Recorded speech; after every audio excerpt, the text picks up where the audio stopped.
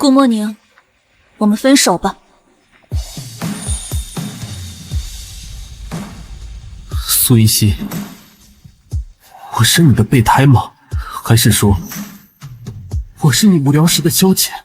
哼，顾莫宁，你把自己当成什么了？备胎？哼，你配吗？看清楚了，我是苏氏集团的大小姐，你是什么东西？一个穷学生，凭什么以为我能看得上你啊？小溪，你再给我点时间，我一定会努力的。顾莫宁，你太天真了，你努力一辈子的终点都到不了我的起点，我们根本就不是一个世界的人，请你以后不要再纠缠我。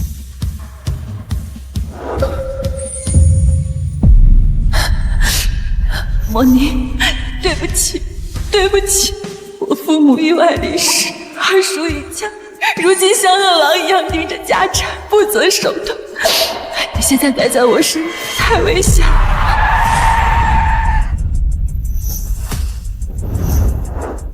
莫兰先生来了！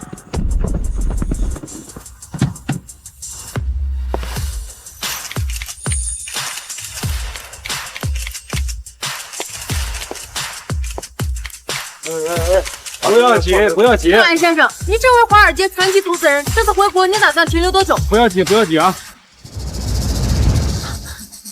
堂姐，堂姐，你慢点，我看不见路。苏云溪，你一个瞎子，在我们家白吃白喝了6年，还妄想我带你去见诺兰先生，真是痴心妄想！别杵在这里丢人现眼了，赶紧给我滚开！求见诺兰先生的机会千载难逢，我可没时间在这里给你浪费。你就在这里，自己慢慢的看。堂姐，堂姐，堂姐，你别走！堂姐，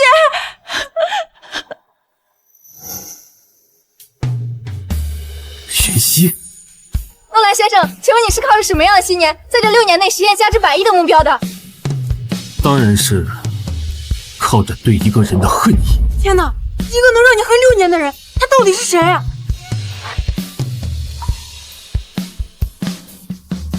这是苏云溪，他怎么在这？老顾，你应该不会是旧情复燃还惦记着人家吧？你想多了，我对他是有恨。小溪，如果爱暂缓些温度，这场梦会自动退出。醒来后挽留你脚步，别走了，命运不谢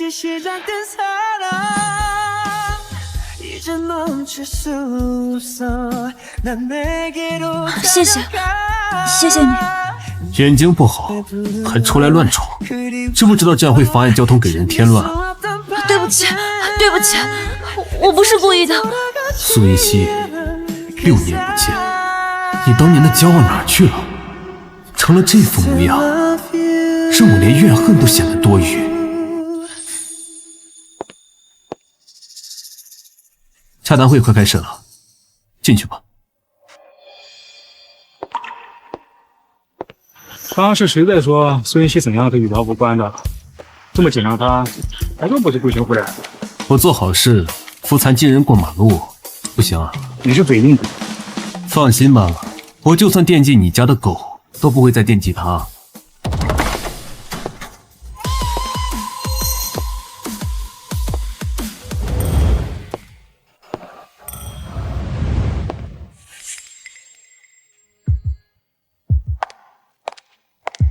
诺兰先生，我是苏氏集团的苏云墨，方便留个联系方式吗？不好意思，有事请联系我助理。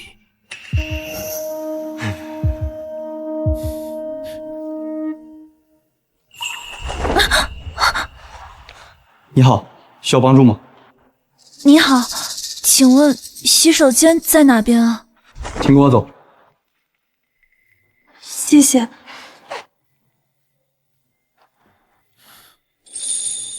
我去一下洗手间。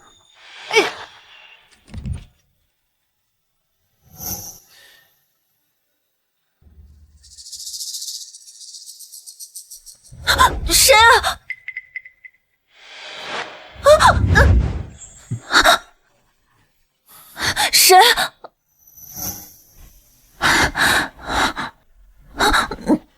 别动，小心扭疤。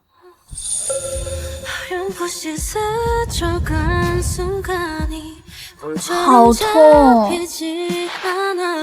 苏云溪，上个体育课而已，怎么这么不小心？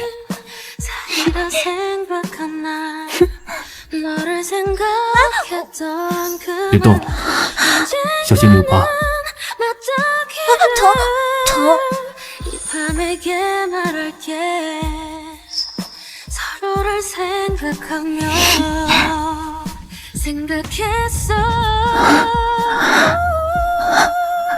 莫宁，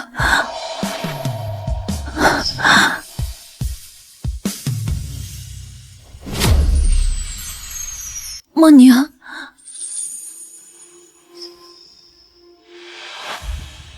你认错人了。是，他怎么可能是莫宁呢？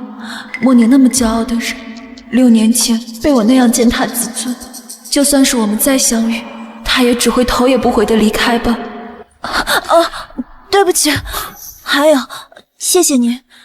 我应该怎么称呼你啊？这不重要。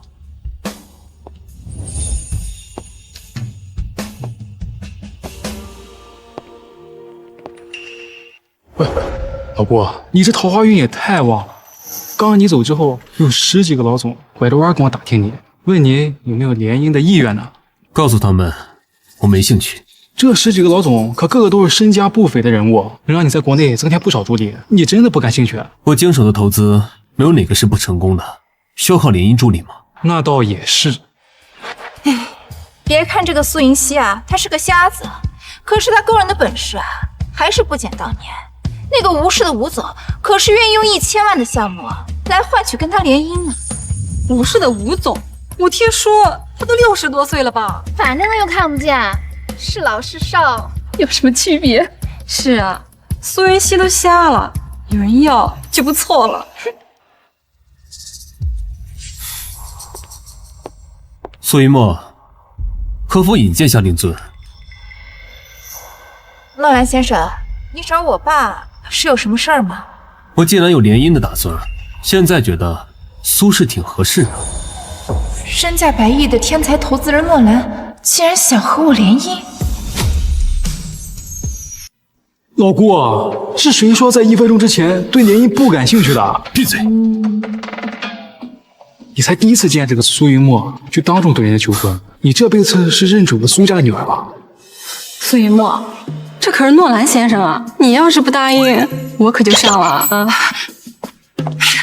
我愿意，诺兰先生，我这就带你去找我爸。请。诺兰先生，幸会啊！来，坐。苏总，我有意跟苏家联姻，这份5000万的合约是我的诚意。诺兰先生年少有为，我把女儿托付给你，我还放心。这种婚事，我同意了。小莫，你可是出息了，这出去一趟就带着金龟婿回来。哎，诺兰先生，那咱们商量一下，你和苏云墨什么时候结婚呢？哎，小莫，你想什么时候结婚啊？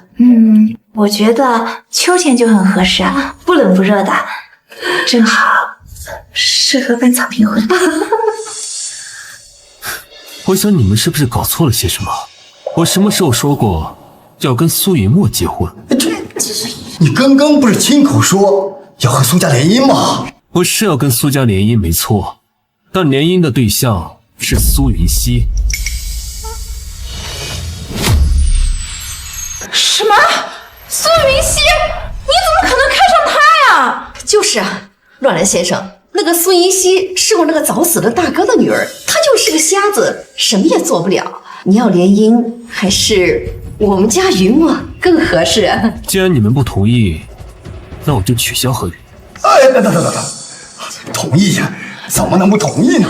苏云溪啊，是我侄女，她有这么好的归宿，我高兴还来不及呢。爸，闭嘴！这可是5000万的合约，们谁都不许破坏。既然已经达成共识，那就让苏云溪准备一下，明天我来接她。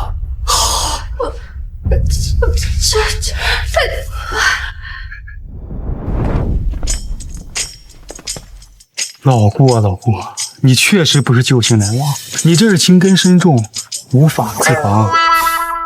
我娶她只是为了报复她，你懂个屁呀！哦，我知道了，你这嫌他瞎的还不够，故意把人要回来，关在屋里继续折磨。老顾，好变态！好狗不挡道，走。苏连城，那诺兰可是身价100亿的天天投资人，你怎么能让孙熙嫁给他？行了，你们以为诺兰真的要娶她呀？爸，你这话是什么意思啊？他嘴上就是联姻，但婚礼的事儿半句没提，无媒无凭就要把人接走，这是什么意思？你们还看不出来？难道他只是看上了孙云熙的脸，只是想跟他玩玩？这还用问了？一个正常人怎么可能娶个瞎子呢？何况是一个有钱有权的男人，怎么可能吃亏？这倒也是。哎呀，算了，这不管怎么说，拿个苏云熙换5000万，哎呀，也不亏呀。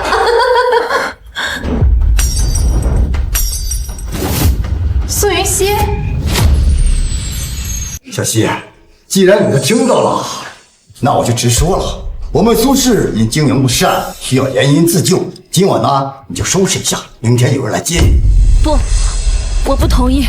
苏云熙，你爸妈死后，我们收留你在家白吃白喝6年，你也是时候该回报苏家了。没错，苏云熙，自从你瞎好，那公司都是我们在操心，所有的花销也是我们在供应。难道你想赖在家里吃一辈子白饭啊？你们养我，这栋别墅还有整个苏氏集团都是我父母留给我的。你们要是看不起我，为什么不从这里搬出去？苏云熙，我是你二叔，这就是你对长辈说话态度？你都要把我卖了，还要我把你当成长辈吗？苏云熙，你当真不嫁？我哪儿都不去。苏云熙，你别忘了，你亲弟弟还在国外上学呢。你说国外这么乱，他一个未成年，孤零零的一个人，如果我断了他的生活费，万一他遇到点什么危险，那可怎么办呢？你们威胁我？好侄女，我们是在劝你啊，作为晚辈，你啊还是识相点好。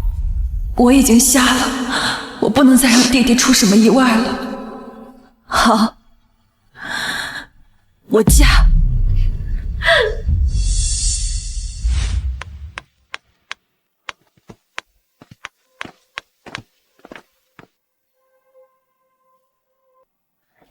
老顾，一会儿我送你和嫂子去领证。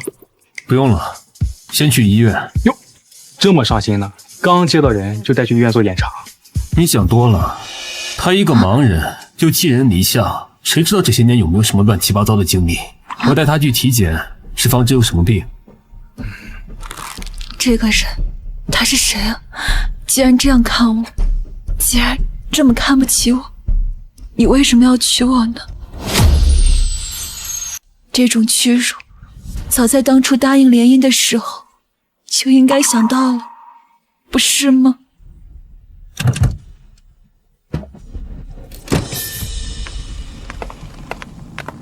嫂子，我来吧。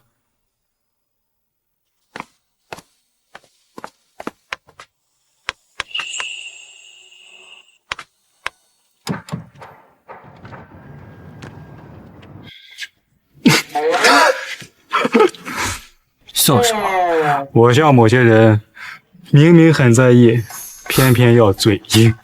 随你怎么说。苏雨欣，如果你知道你嫁给了自己当初最看不起的人，你会是什么表情？不过我不会这么早让你知道真相的，这场游戏才刚刚开始。能感受到光吗？不能。先生，请跟我来。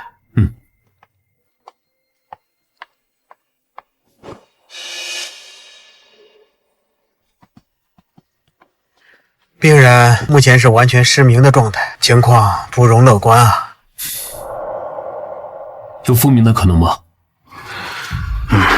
具体情况还要等详细检查报告出来，再做进一步的分析研究。麻烦你了。没事的，不客气。这个人带我来医院是想给我治眼睛，他好像也没有我想象的那么糟。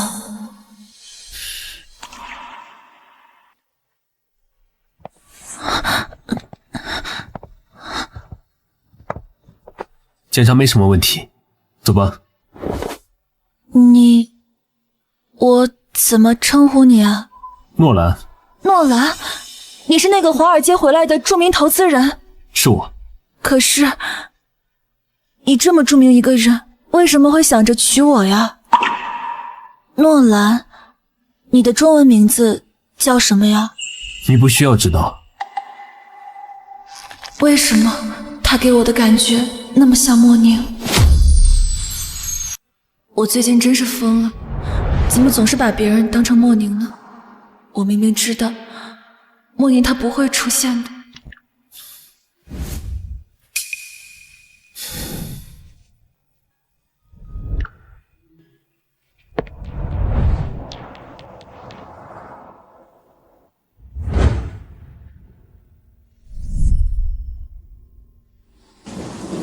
你配吗？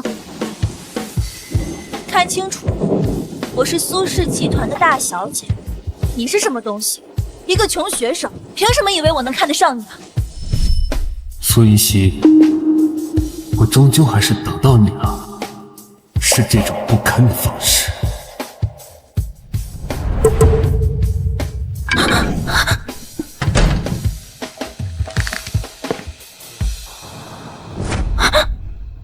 苏云溪，虽然我会娶你，但我不养闲人，你要认清自己的身份，尽好做妻子的义务。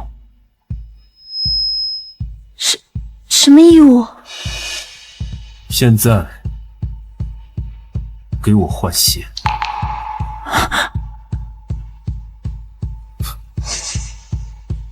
好。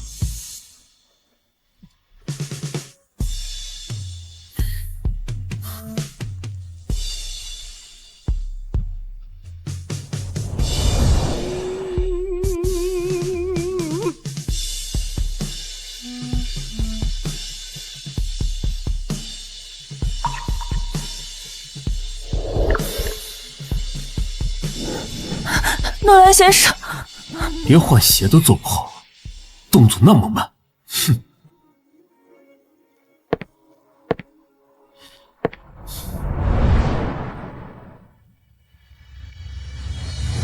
愣着干什么？好。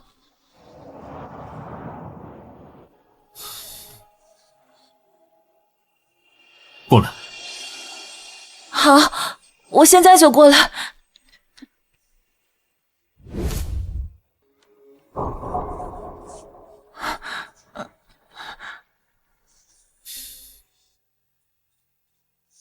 我找不到理由忘记大雨里的别离，我找不到理由放弃我等你的真心。有些爱越藏抽离，却越更清晰。放开我！怎么，不愿意？没有。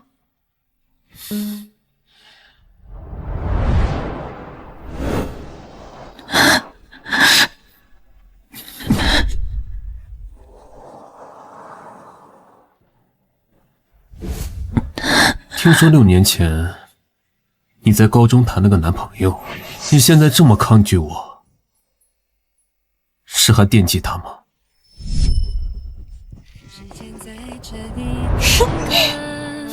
？17岁的我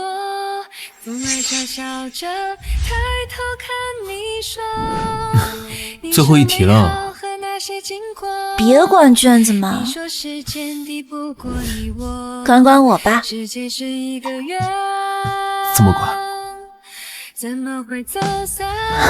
那时候最好的我们，又简单勇敢的天真，到现在夜空闪烁，只留下我一个人看烟火。那时候最好的我们，有明亮坚定的眼神。你说这些经过平凡而又深刻，却没见你留下任何的颜色。时间太久远了，他长什么样子我都不记得了。记不清了。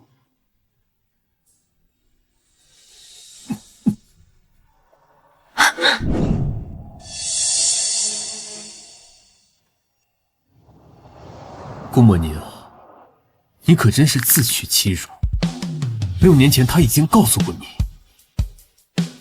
又何必多此一举呢？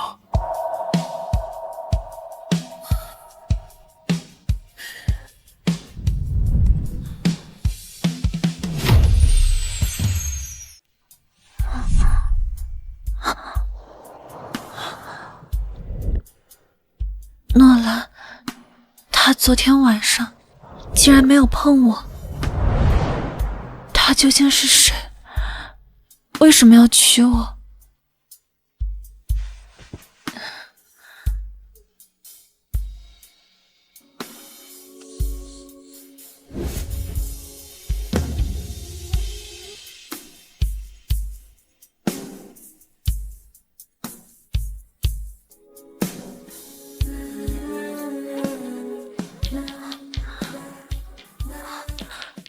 有人吗？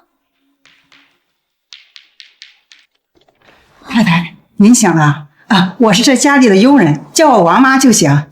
来，先坐。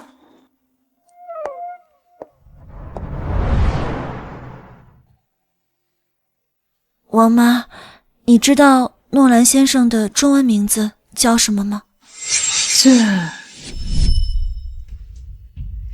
先生，我听徐浩先生说，太太是您的初恋。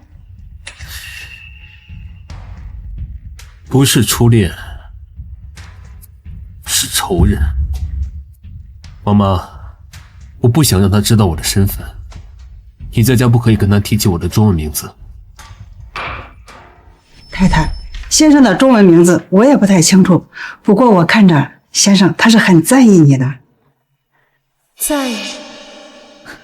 怎么可能？嫌弃还差不多，也不知道他娶我到底有什么目的。太太，你的行李箱我帮你整理一下吧。不用了，王妈，我自己来就行。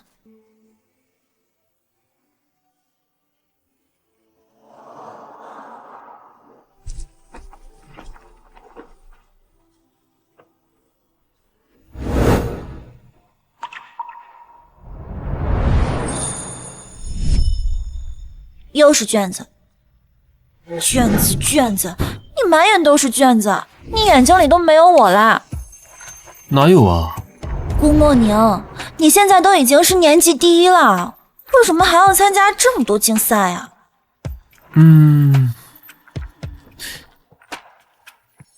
那，送你的。什么呀？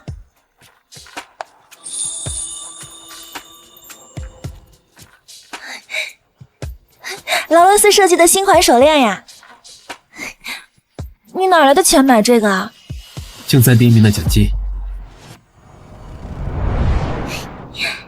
你参加竞赛，就为了给我买这个？不然呢？顾莫宁，你怎么对我这么好呀？这辈子感觉没有人能再像你这样惯着我了。莫宁，你那么优秀，现在一定过得很好吧？而我只能依靠这些回忆，撑过往后无尽的黑暗。你在干什么？你在干什么？没什么。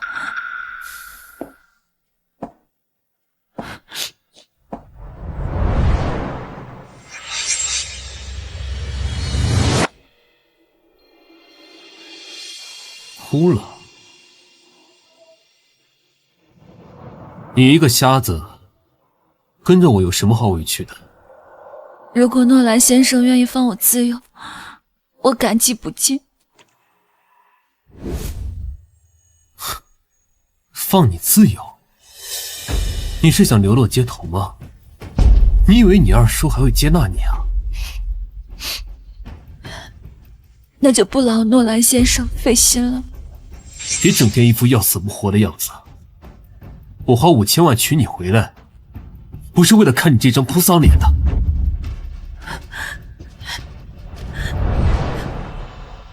既然这么看不起我，那为什么要跟我联姻呢？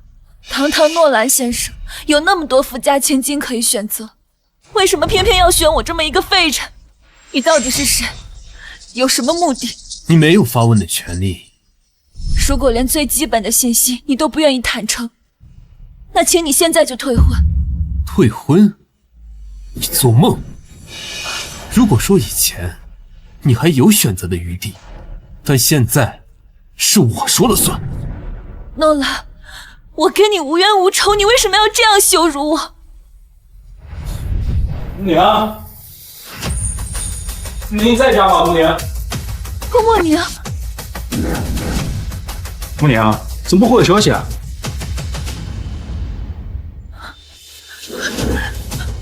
诺兰，你是顾默宁？是让你叫我名字的，赶紧给我想办法圆回去。我刚刚想说的是 Good morning， 早上好，嫂子，谁是 Good morning 啊？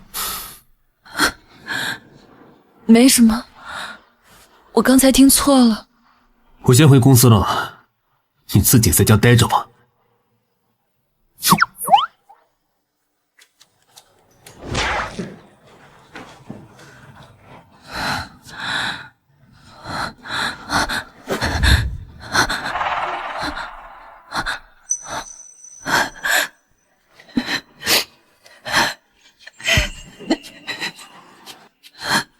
苏云溪，别再发神经了！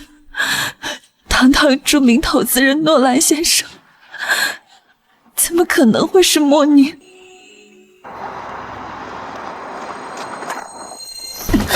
对不起，对不起。没关系，你先去忙吧。谢谢。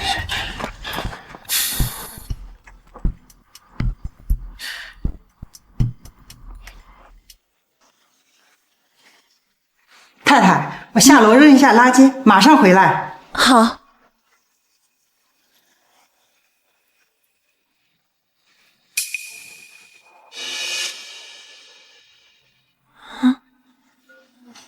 谁的手机啊？喂，我妈，送到西庄的别墅区大门，尽快。我妈不在啊。诺兰看起来好像很着急。你要认清自己的身份，尽好做妻子的义务。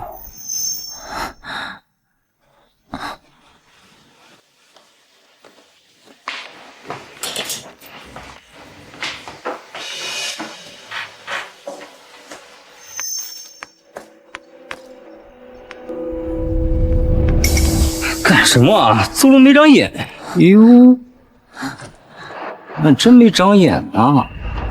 对不起，你好，想问一下，别墅区大门是在哪个方向？这小鸭子长得倒是挺标致，既然是瞎子，那我岂不是做了什么？事后他都没法指认。别墅区大门呀？来，哥哥带你去。不用了，我自己去找。不用了，不用了。你说不用就不用？晚了，刚才可是你先招惹我的。我没有，你放开我，你放开！喂，先生，不好了，太太不见了。什么？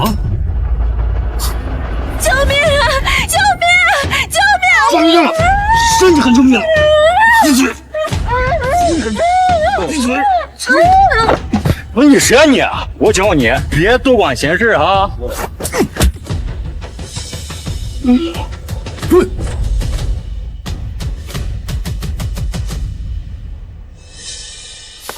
孙一熙，你眼睛不好，脑子也不好吗？家里是装不下你吗？为什么非得跑出来添乱？诺兰，对不起，我没有想到自己现在连送衣服这种小事都做不好。你是来帮我送衣服的？先生，太太，妈妈，看好太太，下次的事不可以再发生。好的，先生。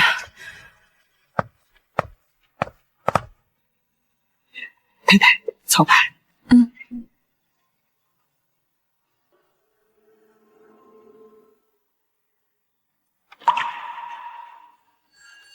眼睛不好，还出来乱闯。自从你瞎吼，那公司都是我们在操心，所有的花销也是我们在供应。难道你想赖在家里吃一辈子白饭啊？孙一熙，你眼睛不好，脑子也不好吗？家里是装不下你吗？为什么非得跑出来添乱？莫妮，我现在真的好没用啊！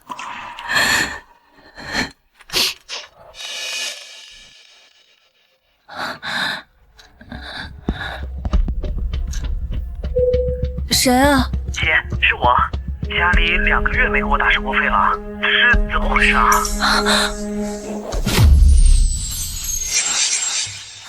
云舟，你先别急，可能是家里忘了，我去问一下二叔。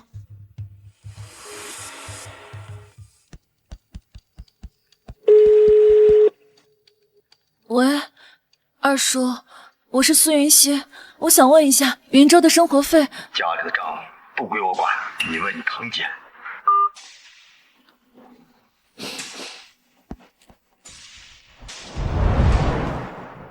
堂姐，我是苏云熙，我想问一下，家里为什么2个月没有给云舟打生活费了？苏云熙，你有没有搞错？你亲弟弟的生活费凭什么要我们出？你都嫁人了，问你男人要去。苏云墨，你别忘了，我跟弟弟才是苏氏集团的合法继承人，你只是代为管理而已。哦，那就更没办法了。苏氏经营不善，你又不是不知道，反正没有钱分给你。苏云墨，你别太过分了。我过分？是你过分吧？一个眼瞎的废人，对苏氏毫无贡献，还好意思要钱？我呸！苏。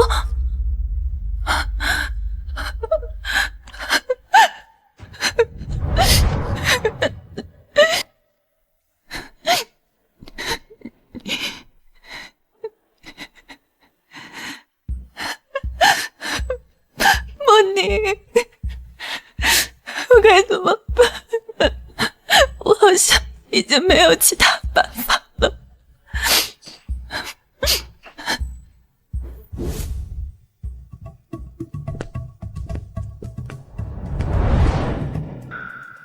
先生，你回来了。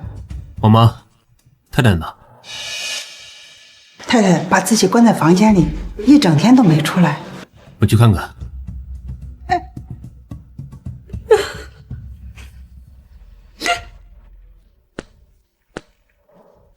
苏云熙，诺兰，我想求你一件事，我想跟你借点钱，有急用。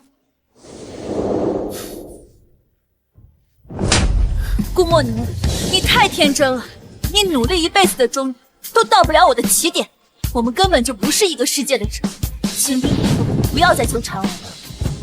求我？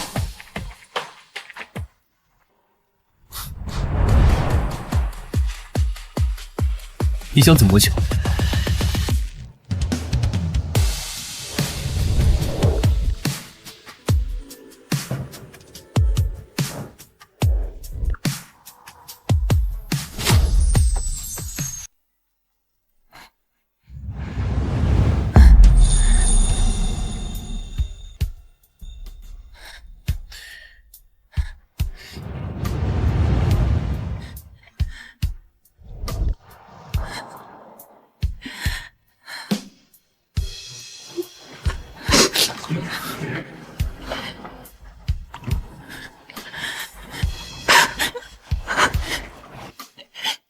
我说过，我娶你不是为了整天看你哭丧着脸的。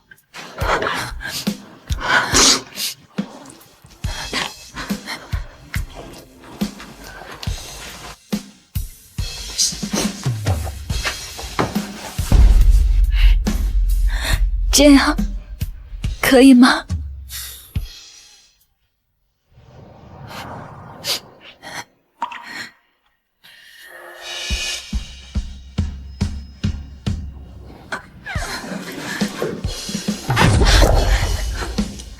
你早点睡吧。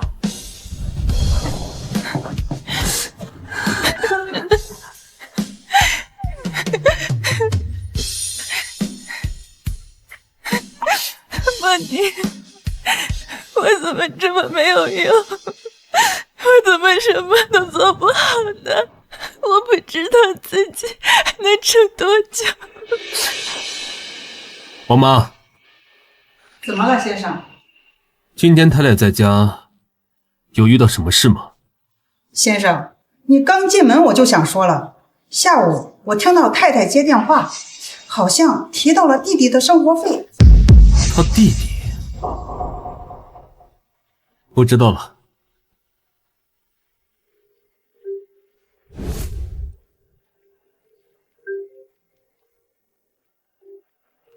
姐，我收到生活费了，不过这次的转账人怎么叫诺兰？钱还特别多，是平时的3倍呢。诺兰？啊，云昭，你收到转账就好。你在国外要好好照顾自己，知道吗？放心吧，姐。诺兰，他帮了我，那我确实也应该像他说的那样，尽一些做妻子的义务了。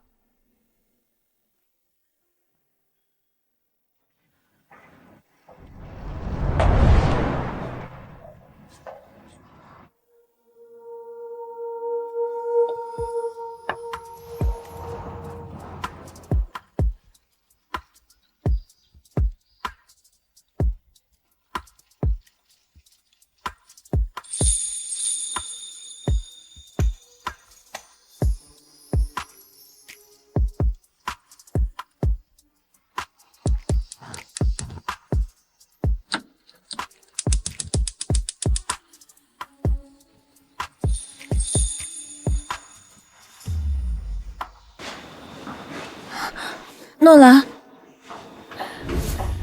怎么了？我给你做了早饭。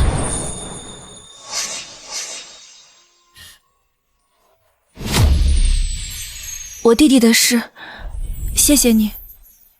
不用谢我，我说过了，不养闲人，这忙可不是白帮的。你还有什么需要我做的吗？只要我能做的，我都会尽力去做。先生，太太她本来就看不见，又整天把自己关在房间里，这长时间下去，这人的心里一定会生病的。您要是有空，还是多陪陪她，带她出门转转吧。晚上我要参加一场宴会，你陪我出席。晚宴，我眼盲之后，每次参加晚宴都会弄得很狼狈。不过，既然是诺兰的要求，好。礼服我会让人送过来，晚上我会来接你。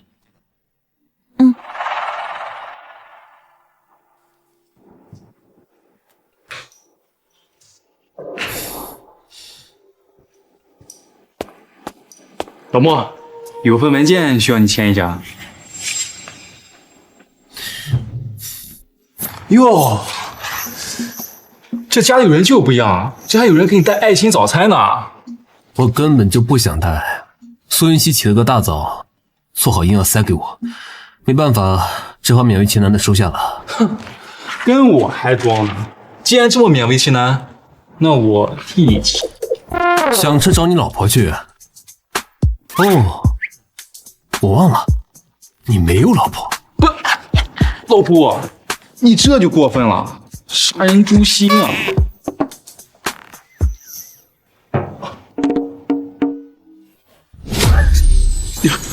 我都忘了，孙熙她看不见，做饭很难掌握火候，这根本不能吃。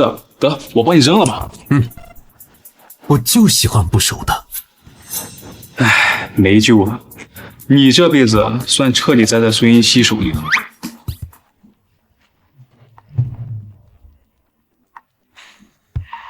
这次参加晚宴，不知道又会遇上什么麻烦。如果给诺兰丢人了怎么办？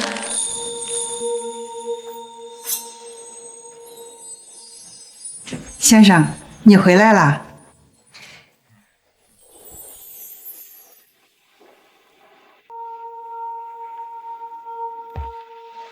人们开始存在宇宙，黑夜和白昼。呼气第一口气的咽喉，最怕命运消耗。坏和美好，我有血肉去感受。问宿命是否在多久，在持久，在永远离不了不朽。时间到了。恋人总会收到，牵手到，放手到，回首就该足够。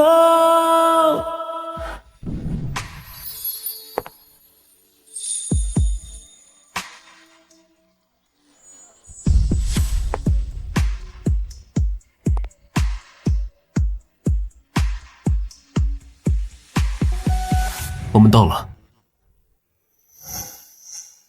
苏雨熙啊，你怎么穿成这副样子啊？你出门都不照镜子啊？哎呀，我忘了，还是个瞎子，照镜子怎么能看得见呢？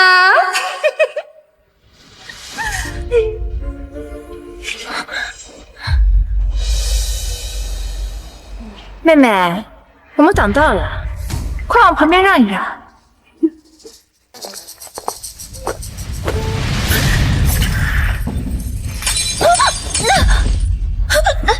苏云熙，我要是你啊，就乖乖待在家里，不出来丢人现眼了。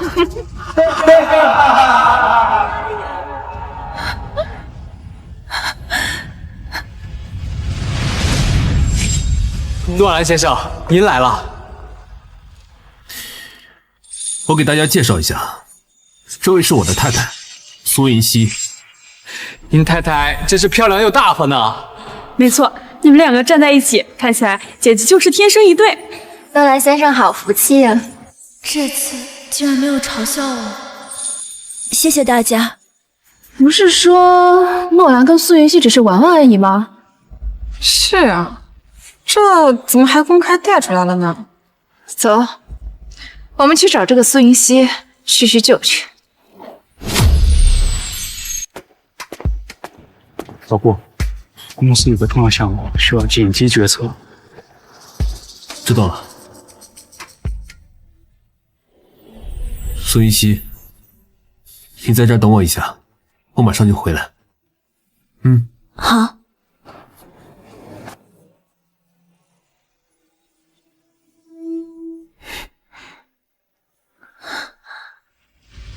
呀，这不是我的表妹苏云熙吗？眼都瞎了，还来参加宴会呢，还穿得这么张扬，是多怕自己的男人被别人抢走了？苏云墨，没错，是我。苏云熙，你之前还装出一副矜持自重的模样，怎么这么快你就原形毕露了？苏云熙这个瞎子，也就只能靠谄媚男人讨生活了。就是不知道他能让诺兰先生新鲜多久。你们，我确实是求了诺兰，才解决了弟弟生活费的问题。他们说的没错，我现在就是一个百无一用、废人一个。我和我太太的关系，什么时候轮到你们评头论足了？诺兰先生，苏云墨小姐，如果你们苏家对我太太不满，我可以撤销双方的项目合作，咱们以后路归路，桥归桥，互不相干。取消合作，那可是5000万的项目，如果因为我而被搞黄，我爸会打死我的。不，我没有不满。诺兰先生，你可千万不要撤销我们的项目啊！你们当众羞辱我的太太，我凭什么跟你继续合作？我只是跟妹妹开个玩笑。如果诺兰先生不喜欢的话，那我以后就不多嘴了。玩笑？那我诺兰说的话可没有半句玩笑。对不起，诺兰先生，请你原谅我，赶紧道歉。对不起，我错了。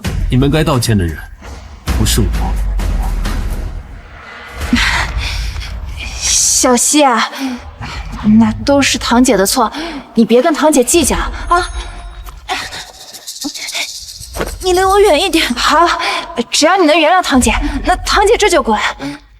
还不快滚！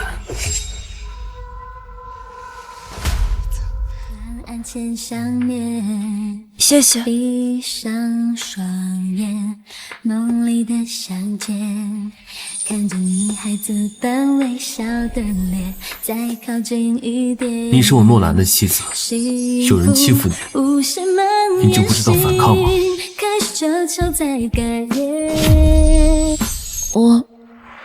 我之前不是没有尝试过反抗，可是一个瞎子的反抗有什么用呢？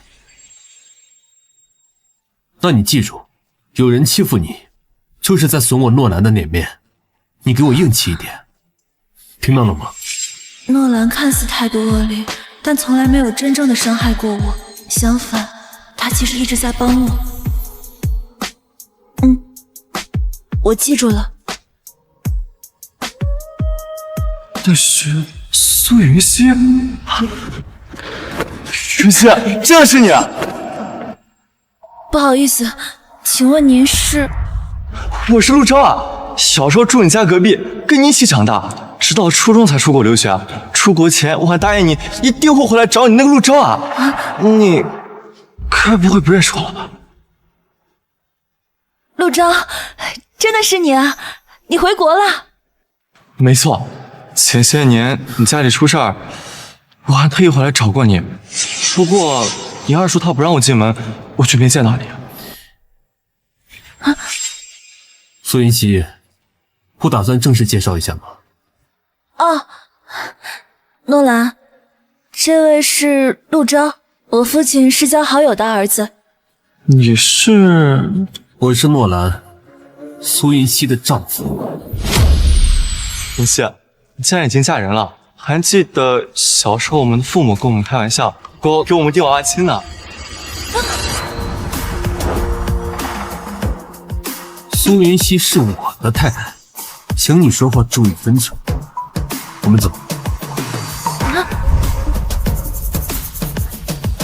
诺兰，你怎么了？陆超，他只是我小时候的玩伴而已。备胎，你配吗？我是苏氏集团的大小姐，你是什么东西？一个穷学生，凭什么以为我能看得上你？玩伴？哪个正常的玩伴会拿娃娃亲开玩笑？是不是我没有主动提出娶你，你现在还眼巴巴的盼着和他联姻呢？你刚才也听到了，我们已经好多年没有联系了，我不知道你在生什么气。我没有生气。真的吗？那我想去问问他，陆阿姨和顾叔叔的现状，可以吗？随你。好。就能平息了脉搏，却忘了在逃什么。我的爱明明还在，人生了才明白该把心。让你嘴硬，怎么样？现在遭报应了吧？废什么话？喝酒。我会在沿海地带。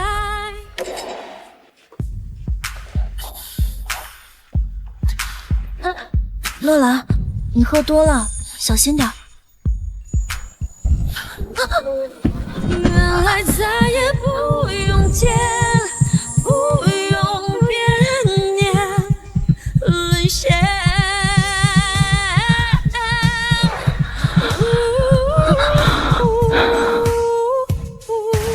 苏云溪，答应我，不要跟别人联姻好吗？我都跟你结婚了，怎么会跟别人联姻呢？答应我，就不许反悔，也不可以骗我。不反悔。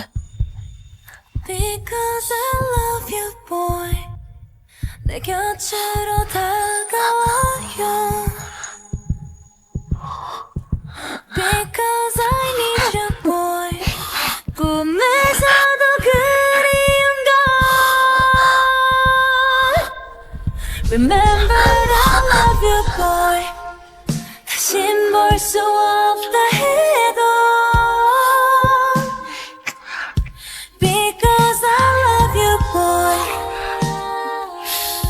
Because I love you 爸，你是不知道那个诺兰他有多护着苏银熙，我就随便说了苏银熙几句，他居然就威胁说取消合作项目，还逼着我当众道歉。这个苏云熙竟然让诺兰这么伤心，我还真是小看了他。爸，这些年是因为苏银熙眼瞎了，所以我们才能掌控公司。他现在会不会仗着有诺兰给他撑腰，想要抢回苏氏啊？老公，那个诺兰可是个投资天才，他要站在苏云熙那边，那我们岂不是毫无胜算呢？要我说，当初就不该让这个苏云熙结婚，就应该把他一辈子关在家里。苏云墨，你明天去诺兰家把苏云熙给我喊回来。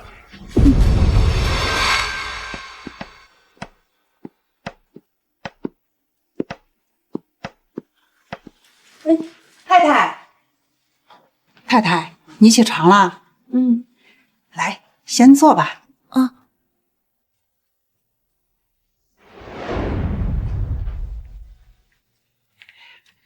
先生走前让我转告你，他说下午会提前回家，说是要带你去见一位从国外回来的眼科专家。眼科专家？王妈，是我的眼睛还有的救吗？太太，你别紧张，下午去见了医生就能知道具体情况了。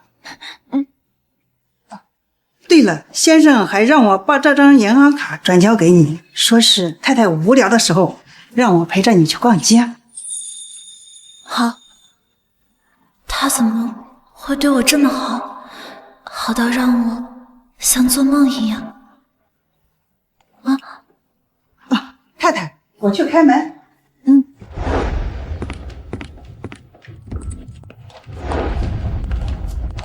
妹妹，我们又见面了。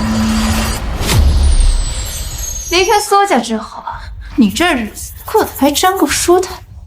苏云墨，你又想干什么？妹妹，你这都多久没回娘家了呀？家里的长辈呢，都关心你的情况，让我来接你回去吃饭呢。我不去。苏云熙啊，这次喊你回去呢，是想跟你商量一下关于你弟弟的事情。难道你不要你弟弟了？苏云墨，你又想干什么？想知道吗？那就跟我回去。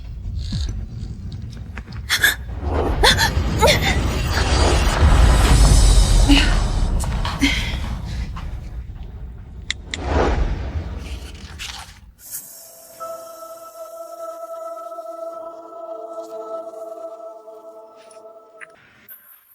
喂，王妈，怎么了？先生，刚才太太的堂姐来家里了，把太太带回娘家了。苏家，他们竟敢上门找事！徐浩，帮我备车去苏家。窦云熙，公司有份文件，需要你签下名。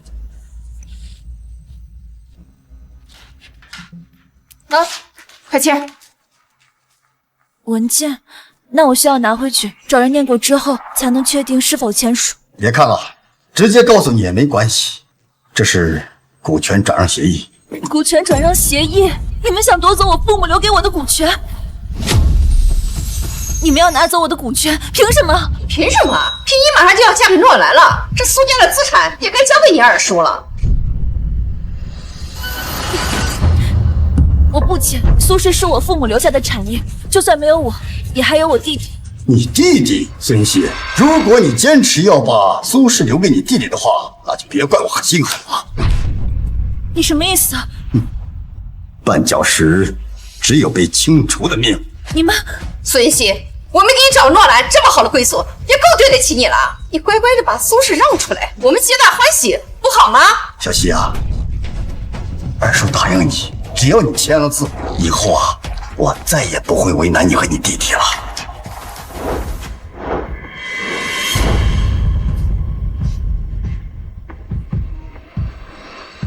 快签！怎么办？我该怎么办？弟弟是我唯一的亲人，我不能拿他冒险。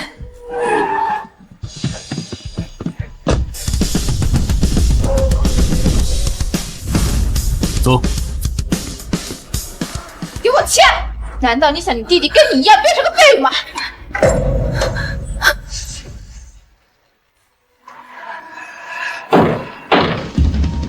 苏云熙，苏云熙，诺兰先生，你怎么来了？你们来干什么？谁准你进来了？诺兰。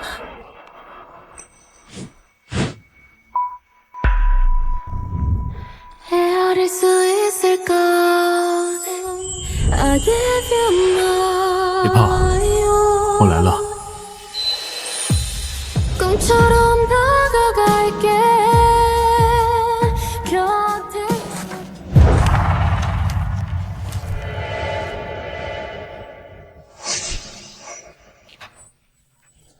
你们要苏云熙把所持有的所有股权和名下房产全部转移给你们，并且签署1个亿的钱款。苏连成，你好大胃口！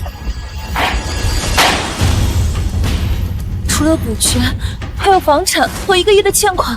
二叔，这到底是怎么回事啊？诺兰，这是我们苏家的事儿，跟你没有关系。没错，这份合同苏云熙非签不可。苏云熙，我劝你好好考虑考虑你弟弟。云熙的弟弟云舟吗？你们还真以为他还在你们掌控之下？什么意思啊？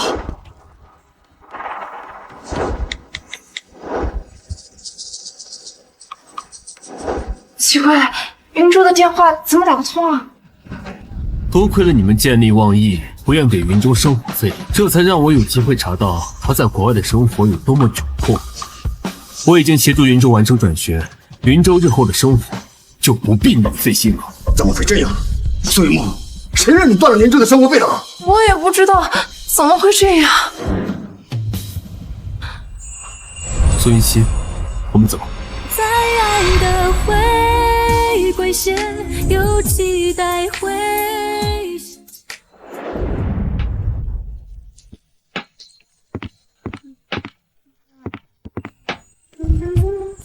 诺兰。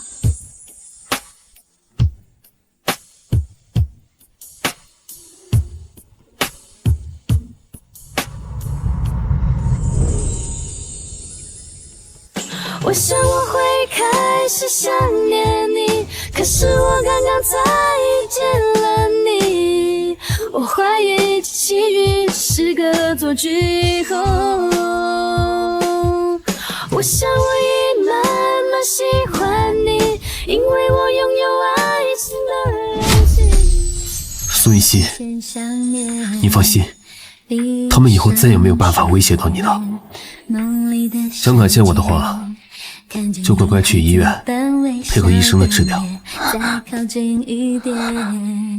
幸福无限蔓延性，开始悄悄在改变。苏小姐的眼睛耽搁得太久了。如果是6年前，我还是有9分的把握让她复明的，但是现在一点概率都没有了吗？不会的，医生，你再想想办法。倒也不是完全没有希望，如果我亲自手术的话，还是有6成的把握的。6成？医生，够了。那我们什么时候可以做手术呀？越快越好。你现在就可以回家收拾东西，随时准备住院。哎，对，另外最近要保持心情愉悦，放松心情，不用紧张。好，谢谢医生。来，我再看一下你的眼睛。嗯。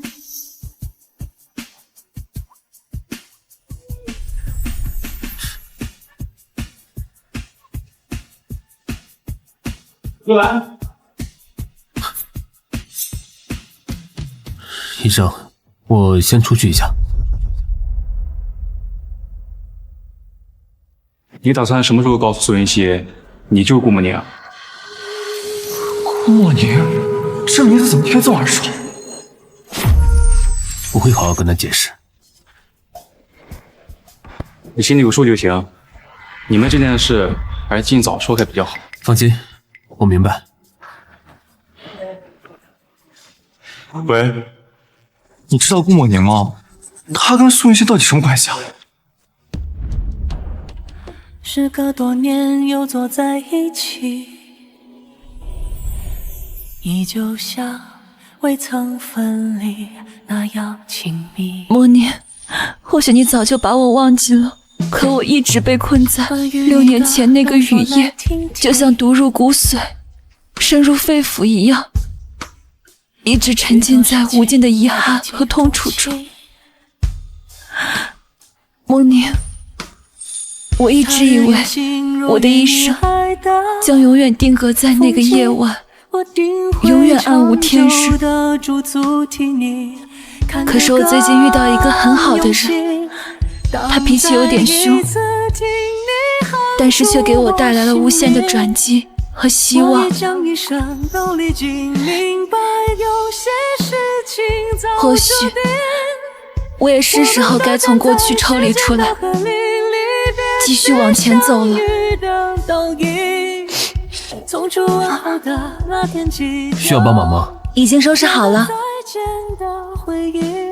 好，那我们走吧。苏云溪家属啊，请过来一下，有些注意事项啊需要交代。好，你先在这等我，我马上就回来。好。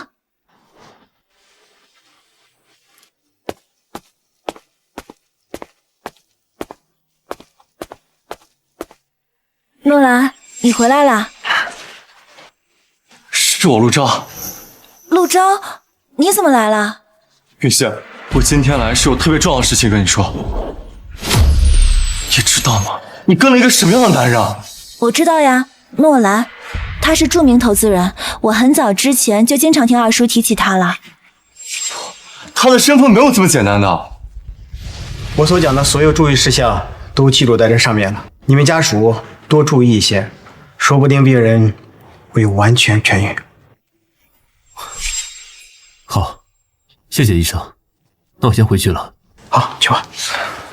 诺兰，他还能有什么身份呀？云溪，因为我最近担心你，我特意去查诺兰，结果我发现苏氏集团经营不善，有一大半是他的功劳。这怎么可能？诺兰之前跟苏家没有任何交集的。这是真的。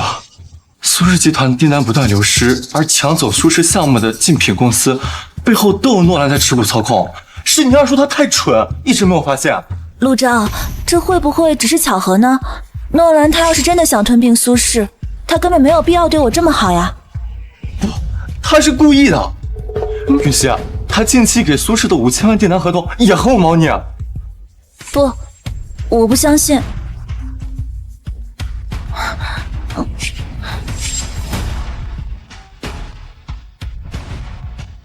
谁？苏云溪，我是你二叔啊。诺兰给苏氏的订单合约根本没办法完成啊。他要求的货品配方里有一种原料已经被垄断了，苏氏根本没办法按时交货。陆昭，你怎么在这里？苏云溪，如果不能按时交货，苏氏是要赔偿天价违约金的。你快去跟诺兰协商一下。苏氏可是你爸爸打拼下的公司，你总不能看着他破产吧？诺兰，我二叔他说的是真的吗？苏云溪，你别着急，这件事我可以解释。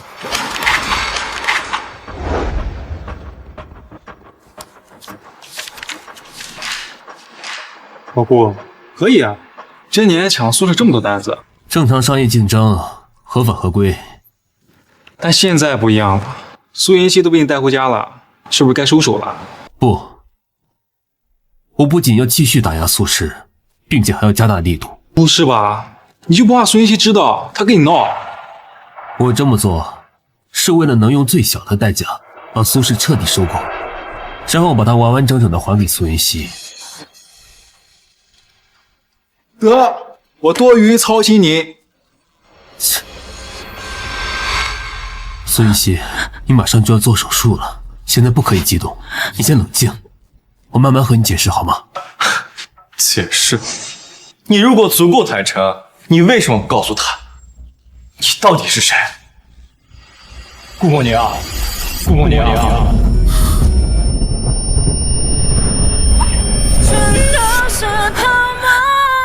顾默娘，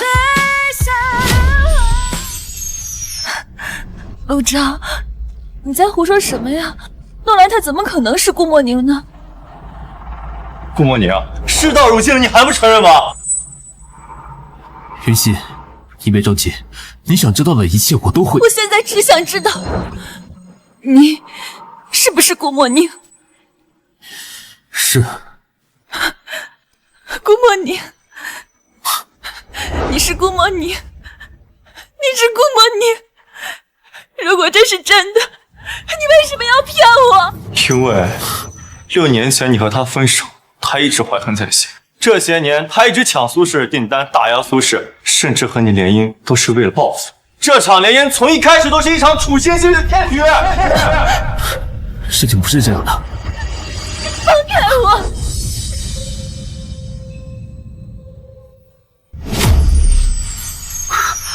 陆昭，你疯了是不是？苏云熙马上就要做手术了，情绪不可以激动。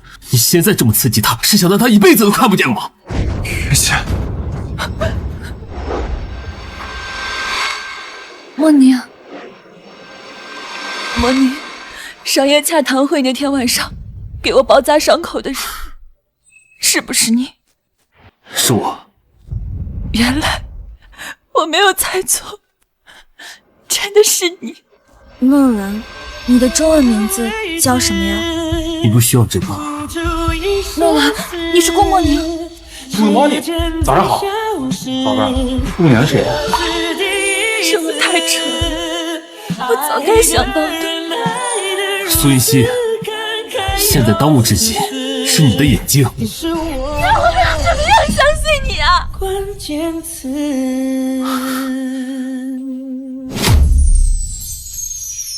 那我怎么相信你啊？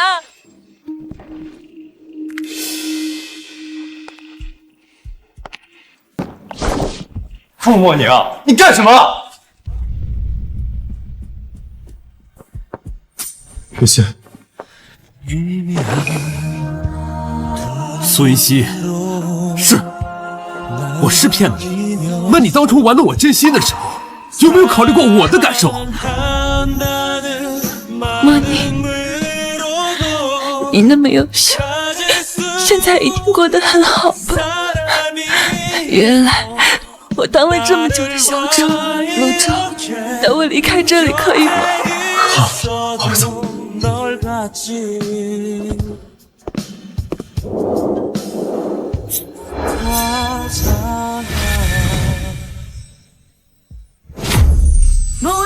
还想干什么？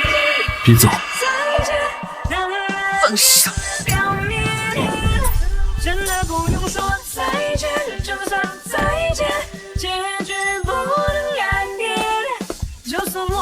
苏云熙！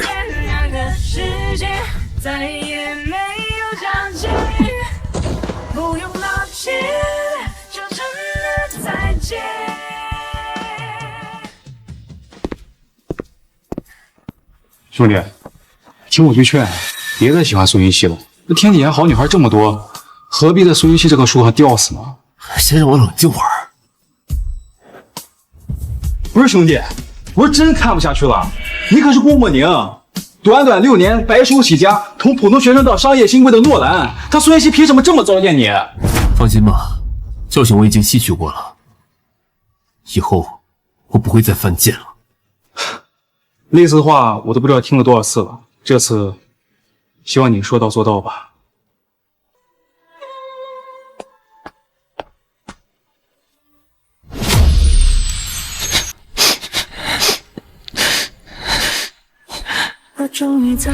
默宁，对不起，对不起，我父母意外离世，二叔一家如今像饿狼一样盯着家产，不择手段。你现在待在我身边太危险了。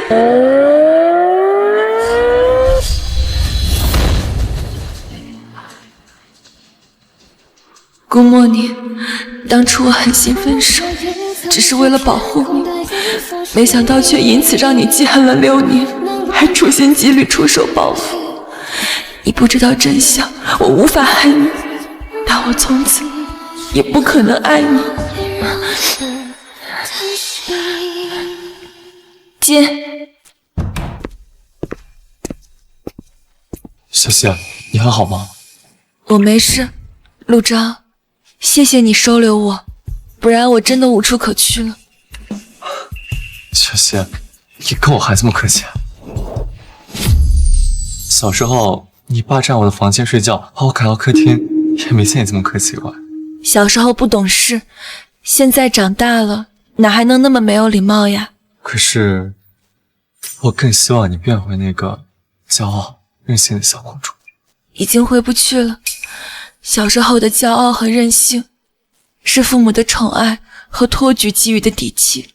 自从父母离世之后，我就再也没有资格了。小希，对不起。你瞎道什么歉呀？我们家的事跟你没关系。不，我必须道歉。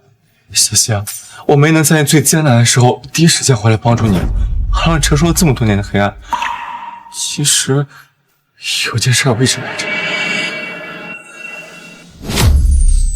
什么？其实初中时我出国，是因为我家生意出了问题，濒临破产。这么大的事，你当时怎么没有说呀？10几岁的男孩子，这是最要强的时候，谁会愿意自己最喜欢的女孩子看到她最狼狈的样子？你说什么？没错，从那个时候起，我就已经喜欢你了。6年前得知你家里出事儿，我真的很着急。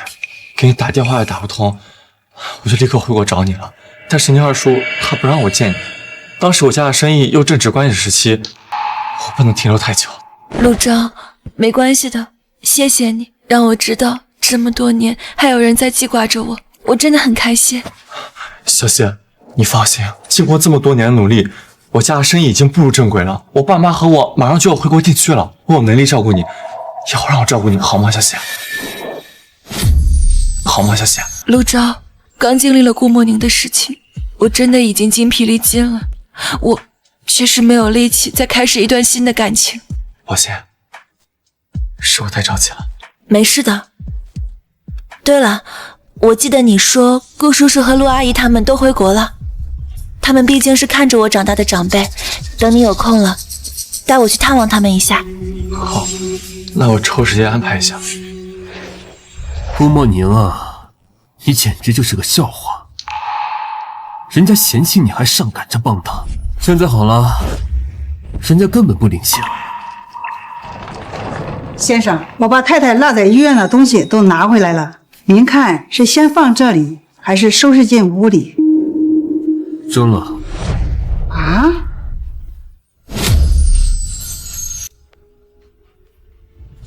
我说全部扔出去。先生，这样会不会不太合适？太太回来要是知道了，那她得多难受啊！我说的话是不管用了吗？对不起，先生，我这就照做。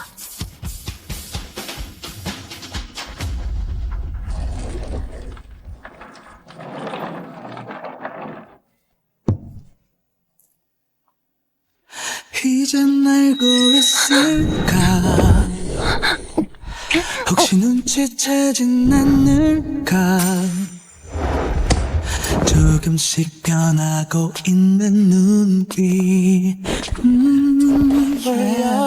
云熙，答应我，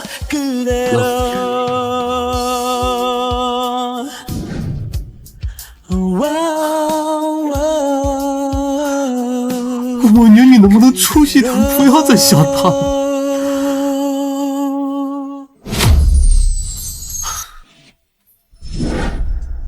都跟你结婚了，怎么会跟别人联姻呢？答应了就不许反悔。不反悔。苏云溪，这是上辈子欠了我的。王妈，王妈，先生，您找我，我刚扔完太太的东西回来，已经扔了，扔到哪儿了？就在别墅区的垃圾箱那儿。你动作怎么这么快啊？算了，我去捡回来。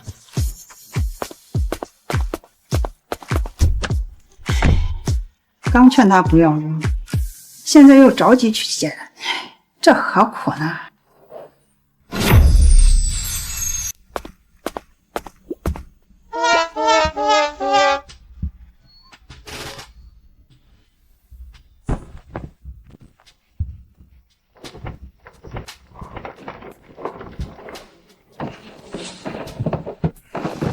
喂，儿子，你作业好完成了吗？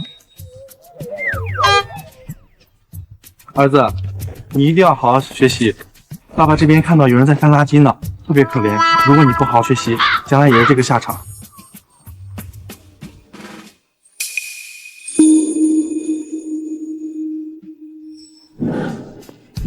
需要帮忙吗？已经收拾好了。好，那我们走吧。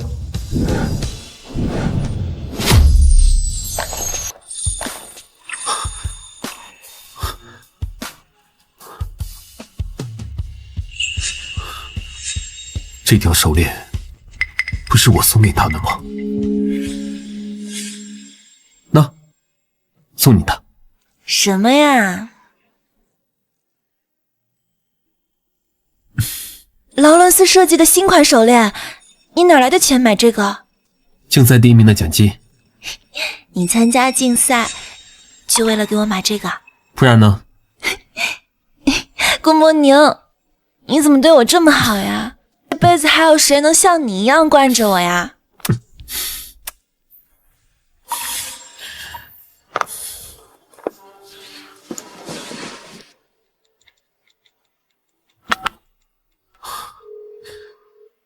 喂，许浩，你在哪？我们见个面，我有些事情想跟你打听一下。你别告诉我又是苏云溪的事吧？算了，你在家等着，我马上到。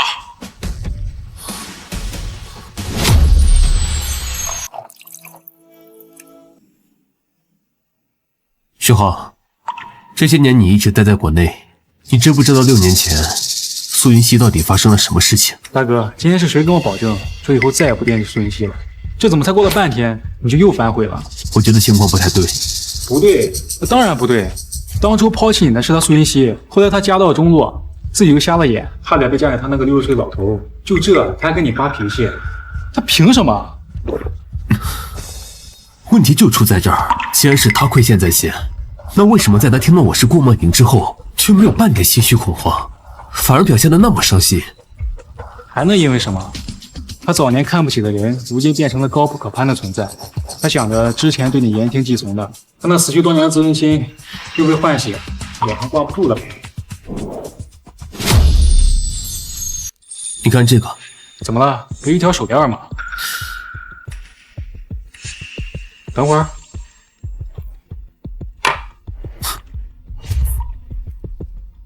这看着怎么这么眼熟啊？我想起来了，这不是你高中拼命参加竞赛拿奖金给苏云溪买的手链吗？没错。这东西怎么又回到你手里了？今天在苏云溪的行李箱里找到的。不是吧，老顾？你还把苏云溪的东西收拾回来了？手链给我。老顾，这我就真看不下去了。之前你说要帮他，我想让苏云溪眼都瞎了，怪可怜的。他如果听话的话，养着就养着吧。但是他今天离开你，那你能忍，我都不能忍了。拿来。老顾，苏云溪这么个忘恩负义的东西，你怎么还放不下他？你还留他东西，不就还想等他回来吗？徐浩，你有没有想过，如果苏云溪真的从来没有在意过我，他为什么要保存这条手链？甚至他根本不知道我是谁，过来的时候都要带着他。说不定是随手保存的战利品，用来回味当年那个学霸校考是怎么付出一切讨他欢心的呢？你别忘了，他眼盲6年，在他看不见之后，在苏家连自己都保不住，长期保存一条这么小的手链，是件很容易的事吗？那倒也是，但是如果他真的在乎你，当初为什么跟你提分手？我要是知道，我还要跟你打听6年前的事情啊。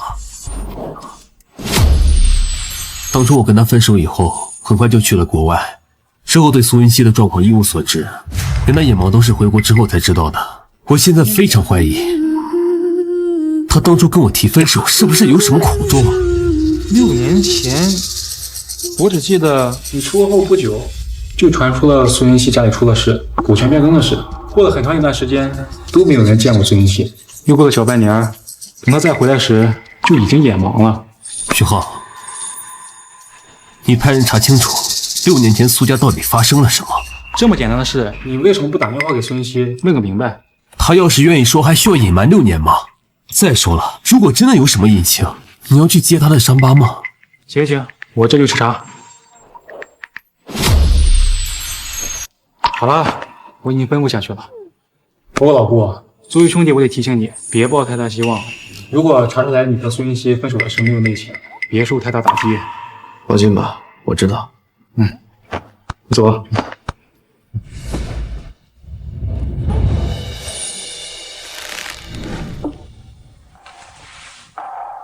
雨熙，我已经和我爸妈联系过了，我妈知道你在我这儿后，说一会儿就过来看你。真的吗？那太好了，我好久没有见到陆阿姨了。是陆阿姨来了吗？你坐我就好，我去开门。妈，算我求你，看在逝去的云叔叔的份上，以后除了观音小溪，什么都不要提，好吗？行了，妈心里有数。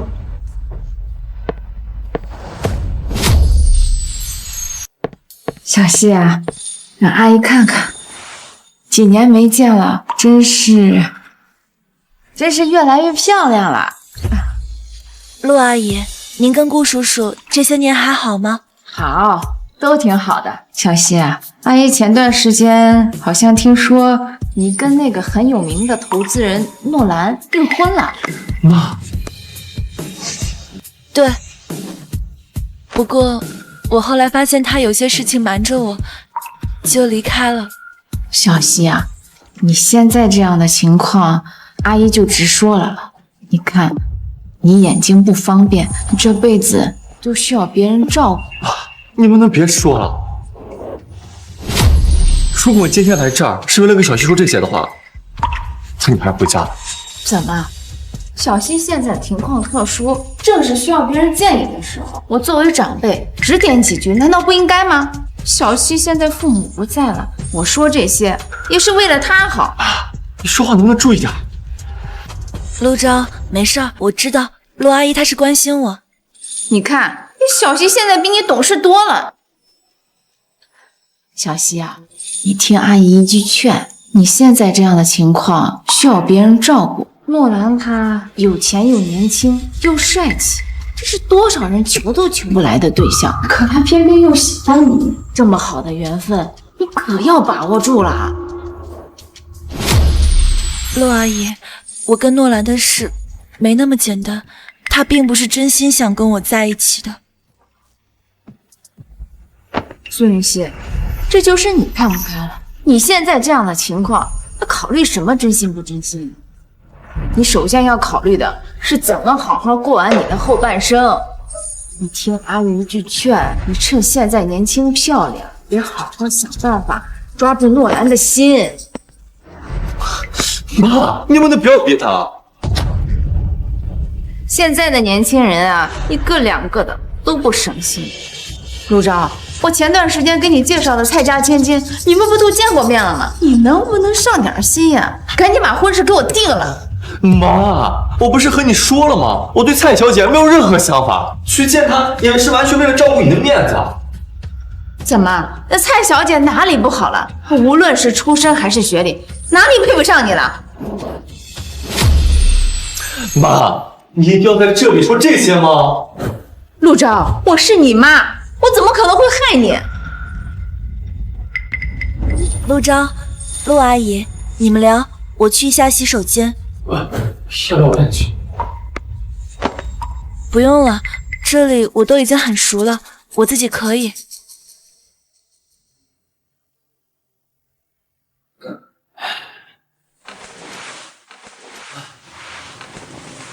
妈，你进门前怎么说的？咱们家濒临破产是云叔叔拉了我们一把，现在云溪有困难了，你不帮他就算了，你还说那么多难听的话。好你个陆昭，你是想说你妈我恩将仇报是不是？难道不是吗？好，你云叔叔当初是对我们不错，但是这不代表着我要为了这点恩情牺牲你一辈子的幸福。妈，你说这话是什么意思？陆昭，就你那点心思，谁看不出来啊？你不就是想和苏云溪在一起吗？我告诉你，我绝对不同意，我和你爸都不会同意的。妈，我已经长大了，我有能力解决我自己的事情。你要是敢跟苏云溪在一起，我和你爸就不认你这个儿子。妈，你怎么这么讨厌苏云溪？明明小时候那么喜欢他，还说要跟我弟娃娃亲呢。小时候能和现在一样吗？那个时候苏云溪他是个正常人，现在呢，他是个瞎子，一辈子都需要人照顾。那又怎么样？我愿意照顾他。6年前小七出事的时候，我明明已经回国了，你们却说咱家公司正在发展的关键时候，逼着我离开他。现在公司稳定了，我有能力养他一辈子。养他一辈子？陆昭，我和你爸把你生下来，费尽心思培养你，给你最好的生活和教育，不是为了让你被一个瞎子给拖累的。我不认为他是拖累，不是拖累。陆昭，如果有一天我们的公司再次经营困难，他苏云溪能给你提供什么样的帮助？如果真的有那一天，我不需要小溪为我承担任何困难。陆昭，你怎么这么天真？我们家已经经历过一次破产了，你有没有吃够教训？咱们家落魄的时候，多少目的不纯的人落井下石，又有多少看笑话的闲言碎语，你都不记得了吗？陆昭，你也知道，除了苏家，你舅舅们也都尽力的帮扶陆氏。假如你爸当初娶的不是我，你觉得我们家能够挺过来吗？这些事儿不都已经过去了吗？现在公司发展良好，舅舅们的恩情我们也回报了。可是苏家的恩情呢？我们管过吗？陆昭，谁都不能保证自己一辈子不再会遇到困难的时候。我让你娶蔡小姐，是因为双方门当户对，你们俩在一起是对双方家庭长远发展最有利的选择。妈，难道你一定要牺牲我的个人感情，让我跟一个不喜欢的女孩子在一起吗？我是你儿子。不，儿子，如果你实在不喜欢蔡小姐，妈可以给你介绍其他家庭优渥的女孩子，甚至不够门当户对，但自身条件好的女孩子，妈妈也可以接受。但是她苏云溪绝对不行。你的意思是，除了云溪，谁都可以？没错，我是这个意思。妈，你怎么能这么势利啊？妈，你这么做跟当初那些拜高踩低的人有什么区别啊？陆昭，我为你付出那么多，你为了一个苏云溪，就这么跟妈妈说话吗？我说的有错吗？当初咱们家落难了，除了舅舅，就只有苏家没有落井下石了。现在苏云溪落难了，你就这么对他吗？因为世道它就是这么现实，我可以报恩，也可以帮助苏云溪，但是为了你这辈子的安稳，我无法忍受一个已经人生被毁掉的人也把你拉进泥潭。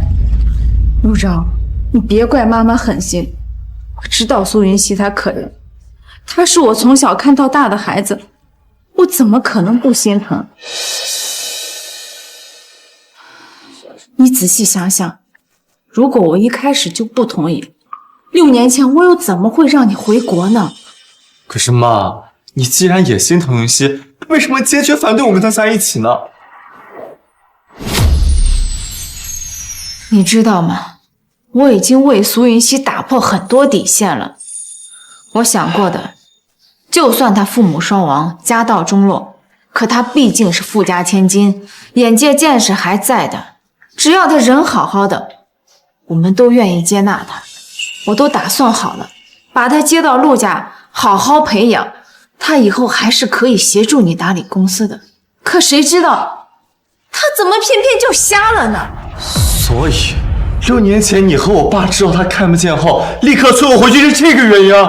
没错，我们看在苏云熙父母的份上，哪怕他苏云熙一无所有，我们都不介意。可他不能是一个残疾的废人，他这种情况，就算是在普通家庭都很难接受，更何况是我们陆家呢？妈，你怎么这么残忍啊？6年前是云熙最艰难、最需要帮助的时候，你不想让我跟他在一起就算了，当时还逼我离开。6年前苏云熙刚瞎的时候，所有人都避之不及。你要那个时间点出现，那就是他的救命稻草，他怎么舍得放手？你是怕他缠上我？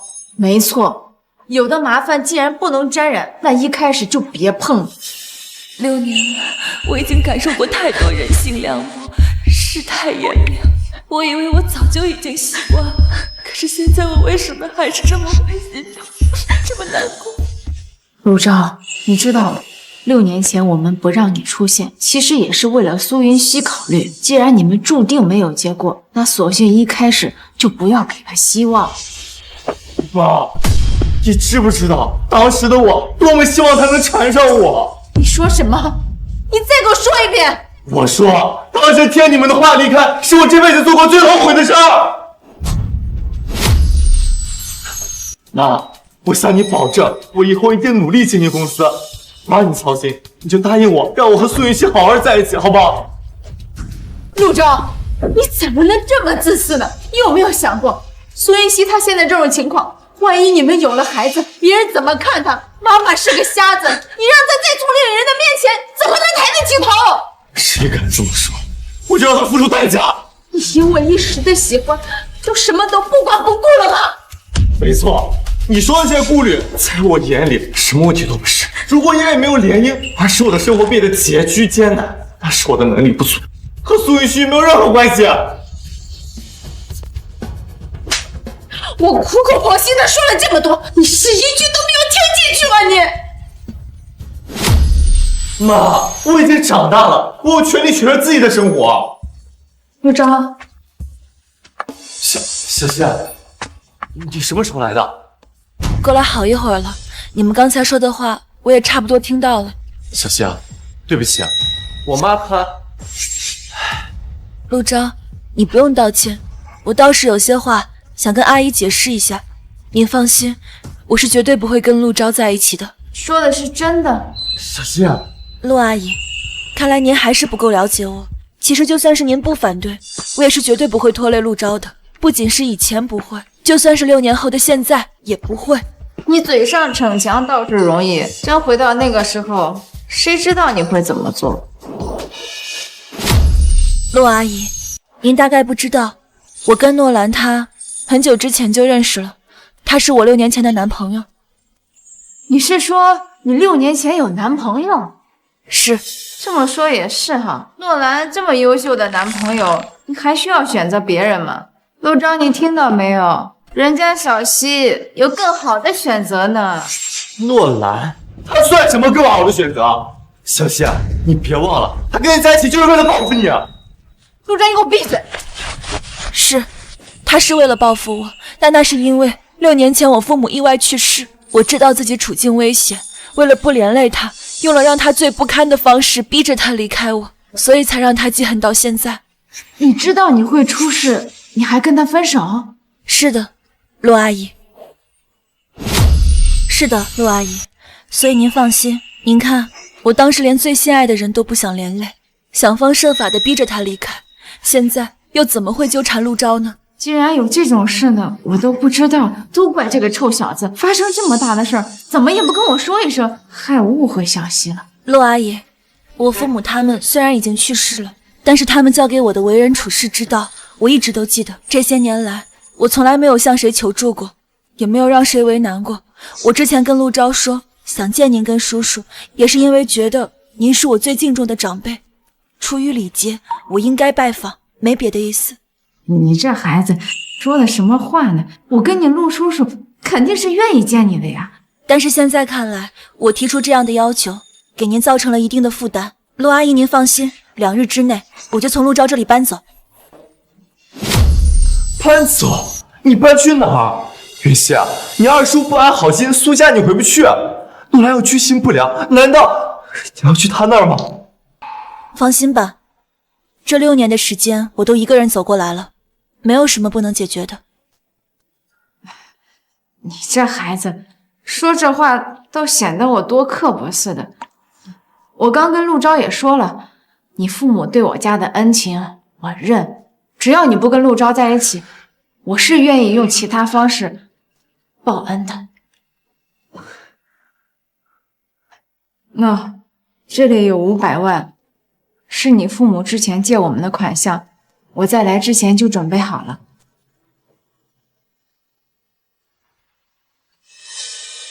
你拿好。既然是欠我父母的款项，那我便收下了。其实你也不用着急搬走，我没那么不近人情。既然我们把话都说清楚了，那我就先走了。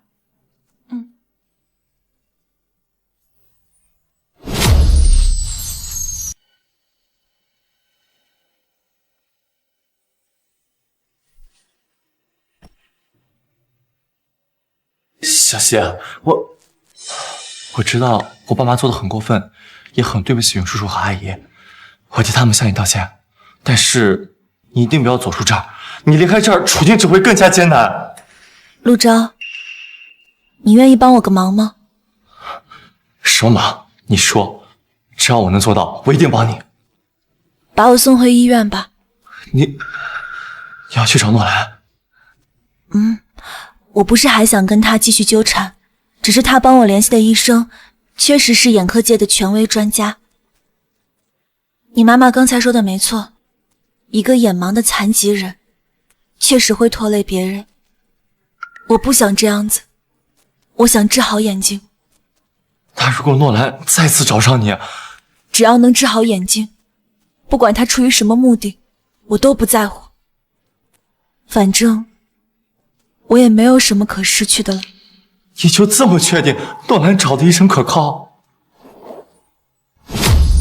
我其实不是相信诺兰，我只是相信那位眼科界的权威专家一定会对他的病人负责的。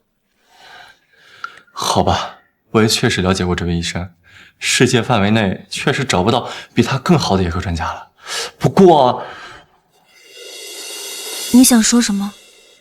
雨欣，你刚刚说你和顾莫宁分手，是为了保护他，他现在已经事业有成了，那你为什么不把实情告诉他，解开你们之间的误会呢？或许他出于愧疚，能停止对你的报复，甚至能弥补善待你呢？真没想到，这种话会从我的嘴里说出来。不用了。为什么？我现在已经不期待任何人对我抱有最纯粹的真心了。顾莫宁他报复我，到底是出于之前被伤害的自尊，还是真正是因为商业利益？谁知道呢？我也不想验证，也不想知道结果了。好，那我现在送你去医院。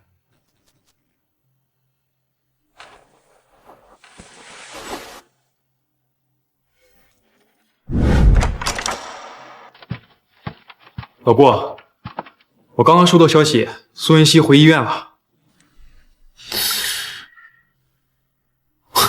走，去医院。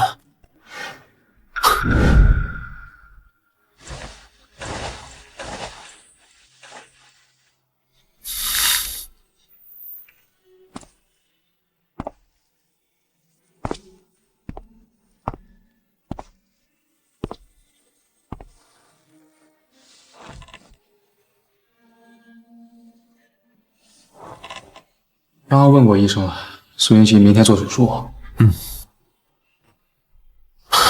帮我去趟收费处，把他需要的费用预存进去。怎么？你怎么不进去？手术前不宜激动，我就不刺激他了。他到底是不是真的在意你，还不一定呢。我真没想通，你都在他手里吃了多少次亏了，怎么还这么死心塌地啊？其实不重要了。我恨了苏云溪6年，这意味着从始至终我都没有放下过他。看出来了。在回来之前，我总想着要报复他，叫他后悔当初辜负我。但后来，我发现我根本见不得他受委屈。这个我知道。你说的没错，在苏云溪这里，我已经彻底没救了。尽管他当初对我只是玩玩而已，我也认了。所幸，我根本就做不出真正伤害他的事。终于不嘴硬了，让我说你点什么好？你说你明明那么优秀一个人，怎么就想不开呢？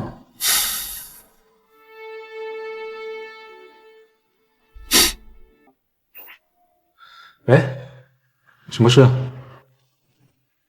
啊，我知道了。老顾，查到苏家的消息了。什么消息？我们查到了6年前从苏家离职的佣人赵阿姨，她是照顾苏云溪长大的晋生阿姨。起初我们跟她打听苏家的事，她一句不愿多说，直到我们提到了你的名字。她知道我。赵阿姨说她希望能跟你见一面。好，什么时候？赵阿姨今晚就到，连夜赶过来。有关于苏云溪的事，今晚就能彻底弄清楚了。走，回去。苏云溪，你的手术时间提前了，今晚就进行手术，赶紧准备一下，准备进手术室。好。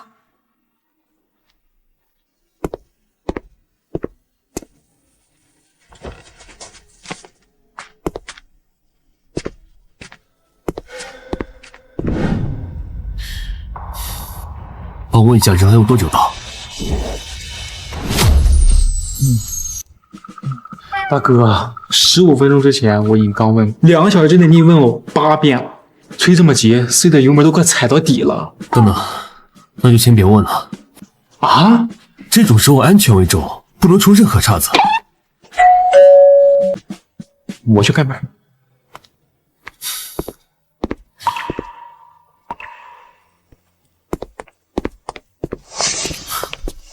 老顾，赵阿姨到了。你好，我是顾莫宁。你就是顾莫宁，好好，长得真是一表人才，难怪我们家小溪那么喜欢你。赵阿姨，您说苏云溪她喜欢我？阿姨，你确定没有弄错吗？云溪如果她喜欢我的话，当时又为什么会跟我分手呢？没错，当年我离开苏家之前，顾莫宁那个名字，小溪日日在我耳边念叨，我怎么可能搞错？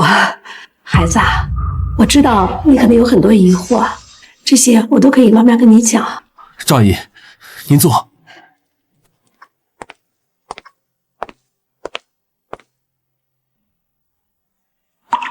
阿姨，您能告诉我关于6年前的一切吗？6年半以前，小溪的父母还没有离开的时候，我发现这个我一手带大的孩子每天都格外开心。在我的追问下，小溪偷偷告诉过，他也爱了他喜欢的那个人，叫顾莫宁。他提起我时，他开心吗？那段时间是小溪脸上笑容最多的时候，我只是看着他，就能感觉到他很幸福。可惜，小溪的快乐持续了不到半年，他们家就遭遇了巨大的变故。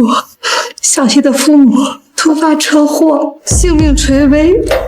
他的二叔苏连成带着一众股东在抢救室外宣称要接管苏氏。那个时候，苏云溪和老顾还没有分手。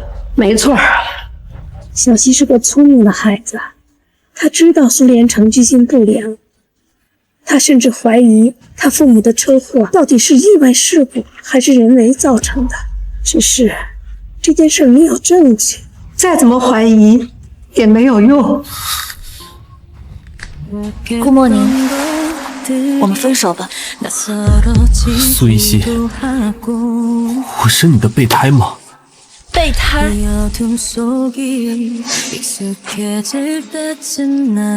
配吗？你看清楚了，我是苏氏集团的大小姐，你算什么？一个穷学生，你凭什么以为我能看得上？原来他跟我分手的时候处境竟然这么艰难。如果是这样的话，那他当时说的话一定是违心的。这么大的事，他竟然一声没吭。那时候你们都只是学生，他说出来又有什么用呢？所以他就选择分手，自己一个人面对。是啊，小溪知道他二叔居心不良，所以咬死了不愿意将公司交给他，一个人在抢救室外苦苦支撑了好几天，直到他父母抢救失败，先后被宣告死亡。什么？苏音熙他对自己怎么会这么残忍？当时因为小溪不愿意放弃公司继承权，苏连成就开始威胁他，说他有的是办法达到目的。紧接着先是我送饭的时候被人推下楼梯，险些摔断腿，然后是他弟弟食物中毒，在抢救室洗胃。小溪意识到，因为他身边的人都已经处在危险中。那天小溪抱着他年幼的弟弟，哭着跟我说他好害怕，他不能想象他二叔到底能做到什么程度。那时候小溪他也只是个刚成年的孩子啊，他没有能力和二叔对抗，他又不甘心将父母的公司轻易拱手让人，他更担心自己身边的人受到伤害。于是他选择了一个最傻的方法，他赶走了身边他所有他在乎的人，自己一个人去承受这一切。所以他把弟弟送到国外上学，把您辞退，然后又用最决绝的方式跟我分手。我原本是不愿意走的，是他联系了我老家的亲属来接我走。我走那天听到他在跟你通话，他约你晚上见面，他声音那么平静。事实上他明明手已经抖得都拿不住手机了。竟然是这样，都怪我那天晚上为什么就一点不对劲都没有察觉到呢？没错，不怪你。小溪是个要强的孩子，他既然不想让你发现不对，他肯定会隐瞒的滴水不漏，彻彻底底。这些年我一直都放心不下他，我总在想啊，这孩子这些年到底过得好不好？他和他喜欢的男孩子有没有解除误会？所以我一听到你的名字，我立刻就决定一定要来见你。好孩子，小溪告诉我，你是他见过最优秀的人，无论做什么都非常出色。他还说你一定会成为非常厉害的大人物。今天我见到你，我相信小溪的眼光没有错。我等不起他的夸奖。孩子，你告诉我，小溪他现在怎么样了？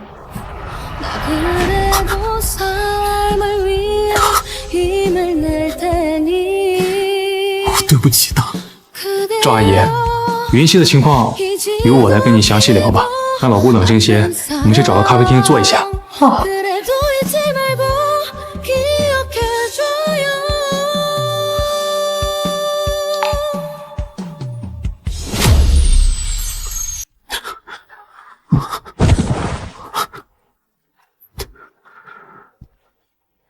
小溪，这些年你在我不知道的地方，心里该有多痛啊！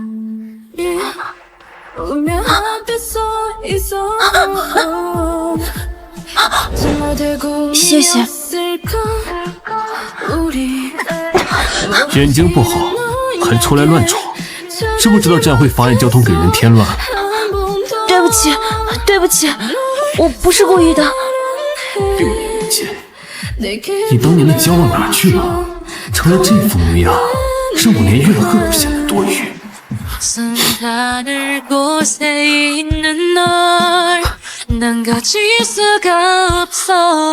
顾文宁，你就是个蠢货。顾文宁，你明明亲眼看到了6年前那么骄傲张扬的苏云溪，变成了这么怯懦隐忍的样子，你竟然没有察觉到任何不对劲，竟然还沉浸在那些可笑的怨恨中。顾莫宁，你就是个蠢货，就是个彻头彻尾的蠢货。他一个盲人就寄人篱下，谁知道他这些年有没有什么乱七八糟的经历？我带他去体检，是防止他有什么病。我怎么能在别人面前说出这种诋毁他的话？苏云溪，虽然我会娶你，但我不养闲人。你要认清自己的身份，尽好做妻子的义务。真是个混账！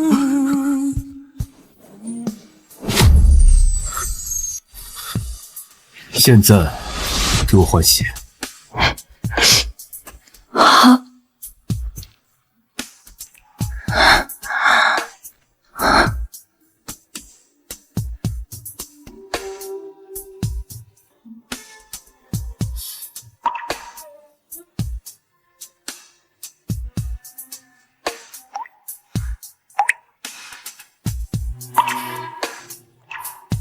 顾莫尼啊，云溪承受了那么多委屈，却还要在你面前遭受这种羞辱，因为你的恶意，他连自己面对的是谁都不知道。当时他该有多害怕呀！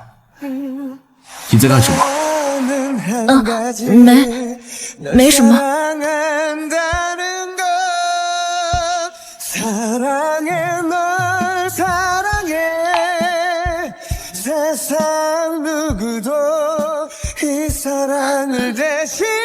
哭了？你一个瞎子，跟着我有什么好委屈的？小溪在这个家，连一句善意的话都没听到，也难怪他会失望离开。难怪他会失望离开。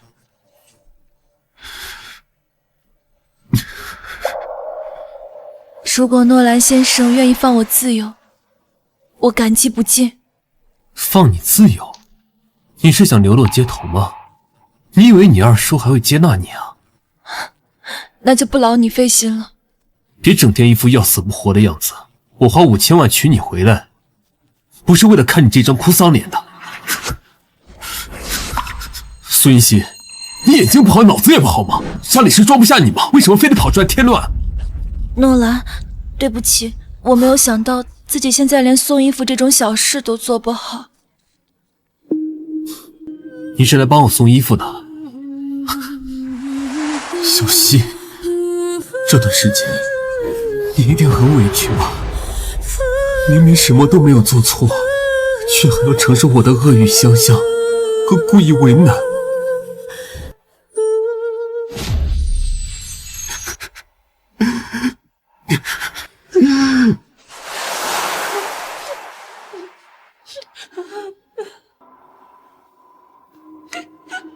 诺兰，我可以求你一件事吗？我想跟你借点钱，有急用。求我？你想怎么求？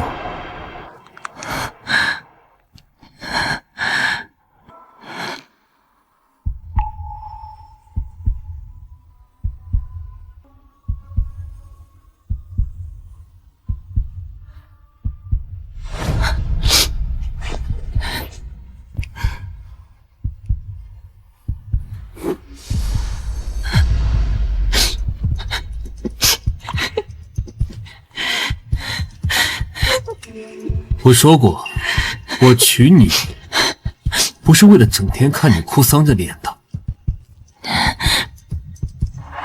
这样可以吗？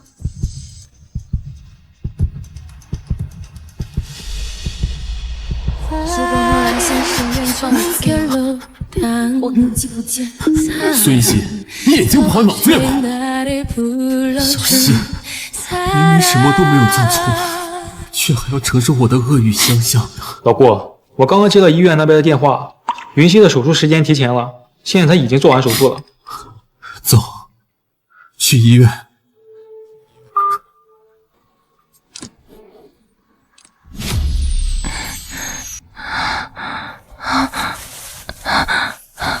有人吗？我在这里。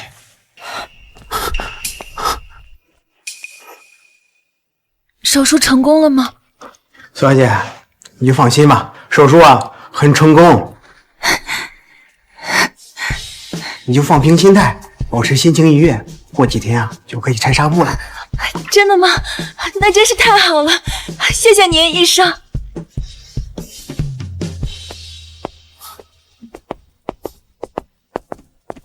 老顾，你不赶紧进去，站在这干什么？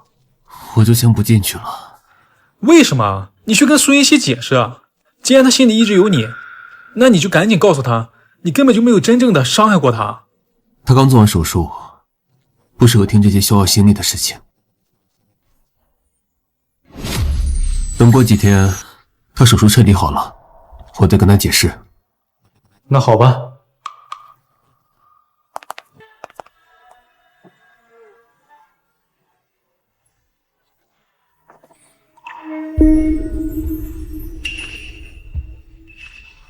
云溪，你怎么样？陆长，我能看见了，我能看见了。陆长，好久不见。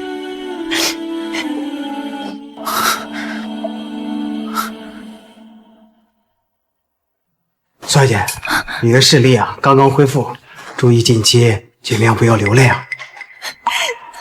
好，我不哭，我忍住，我不哭。复明了，太好了。小希，不知道下次见面的时候，你会对我说出那句“好久不见了”。小希，要是我早点发现这6年错过的真相，刚刚你在里面拥抱的人，是不是就会是我了？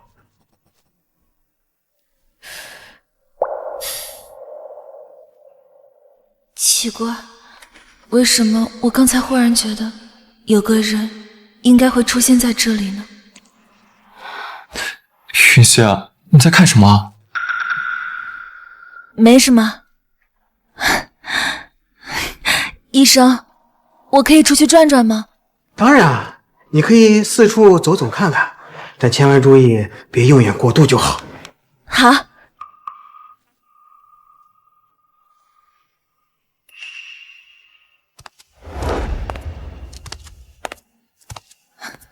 苏云溪，你在期待什么乱七八糟的事呢？你现在终于复明了，可以重新过好这一生了。小希，你之后有什么打算？我打算尽我所能，把之前失去的全都拿回来。6年前那场意外来得太突然了，加上我年纪小，才让二叔他们插了空子，夺走了苏氏。以后我要继续我的学业，好好提升我的商业能力，慢慢积累经验，直到有一天能把苏氏重新夺回来为止。好，只要是你想做的事儿，我都可以帮你。不用了，这段时间你一直陪着我，我已经很感激你了。这么客气吗？我妈说的话到底还是让你介意了，是吗？其实我理解陆阿姨的。其实，在这么多年以来，陆阿姨已经是对我相对比较善意的人了，而且她还还清了多年前的欠款，这对我很重要的。小小希啊，你现在复明了，我爸妈他们绝对不会再对你有任何偏见了。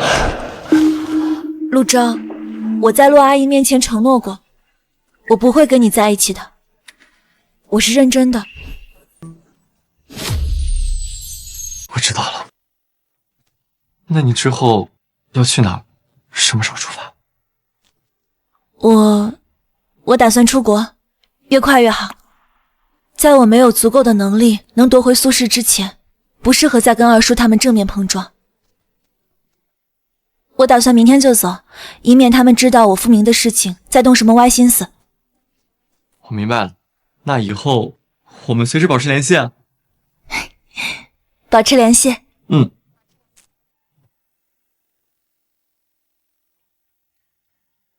老顾，你可真能沉得住气，竟然能忍到今天才正式跟苏云熙见面。快看我一眼，我今天这身可以吗？可以，放心去吧，一会儿我帮你作证，一定把事情解释清楚。好，走。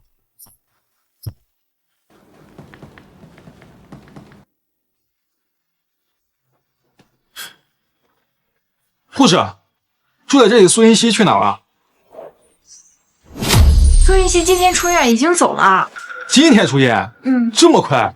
我去，怎么不通知我啊？您拨打的号码是空号，请查证后再拨。顾默宁，你来这里做什么？苏云熙去哪儿了？他的手机号为什么注销了？我为什么要告诉你？他手机号注销了，跟你有什么关系啊？就凭我跟云熙已经约定联姻了。陆总和云熙的联姻是和苏连成达成的合作吧？你有问过云熙的意见吗？云熙的意见，我自然会去沟通。陆钊，他刚刚复明，情况还不稳定，你把他藏哪儿去了？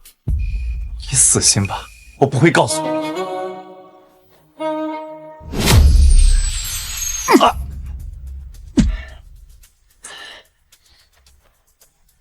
干什么呢？顾默宁，你休想从我的嘴里得到关于云熙半个字的信息。你想见他，你死心吧！我告诉你，就算没有你，我也有的是办法找到他。陆钊，你以为你这么做就真的在为云熙考虑吗？怎么？难道我要把云熙交给这种两面三刀，一边带他回家，一边打他苏氏小人吗？你看到的都不是真相，顾总从来没有伤害过云熙半毫。我没时间再听你们在这里胡言乱语。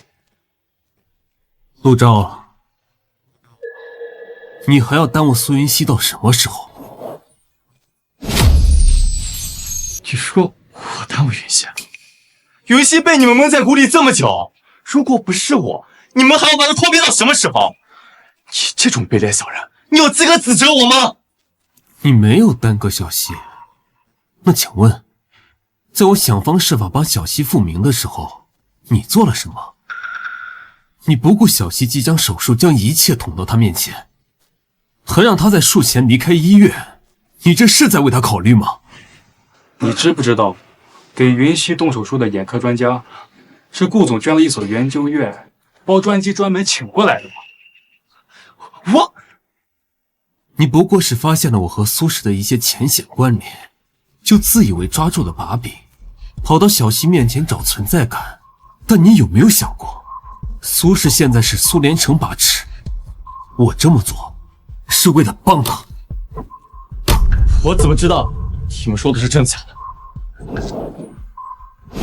你再怎么不愿承认，也改变不了你为了在他面前抢风头，不顾他处境的事实。我没有。那请问，小希家中出事的时候，你又做了什么？6年前，你的家境和起点比我强上太多太多。但凡你真的愿意付出心力想帮他，今天和他联姻的，轮得到我。你不是消息挺灵通的吗？那你有没有打算到，如果不是顾总出手，云熙就要被他那个二叔嫁给吴氏60岁的老头子了？你说什么？陆总大概是不会知道这些事情的，因为你只是因为公司业务顺势回国，然后在晚宴时候遇到了他。在此之前，你根本没有刻意打探过小溪的消息。如果不是顾总，你根本看不到云溪。从知道他处境的那一刻起，我就没打算看他继续落魄下去。你呢？捂着耳朵蒙上眼睛，装作不知道他的苦难，然后靠着挑拨离间这种阴险手段，就想要从我手里抢走他。你做梦！6年时间，我白手起家，从一个普通学生成为今天身价超你们陆家100倍的投资人，不管是能力还是对他的心意，都比你拿得出手100倍。你知道你和顾总最大的区别是什么吗？顾总嘴上说的再狠，但绝对不会伤害云溪半分，而你态度上一往情深，却全是耍嘴皮子，从来没有真正的站在云溪的角度上为他考虑过。我告诉你，我有的是耐心挽回他。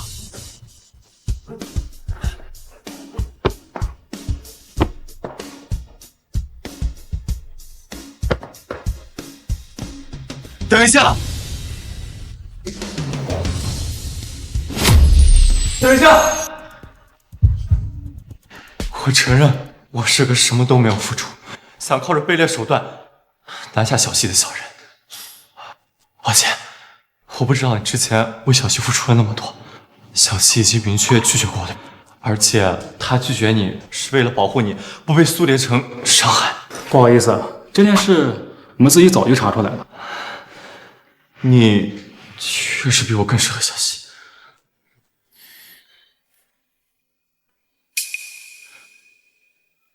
这是小溪的新号码，他现在还没来得及走，正在走廊呢，你们还可以找到他。老顾，手机号我的存，你去找。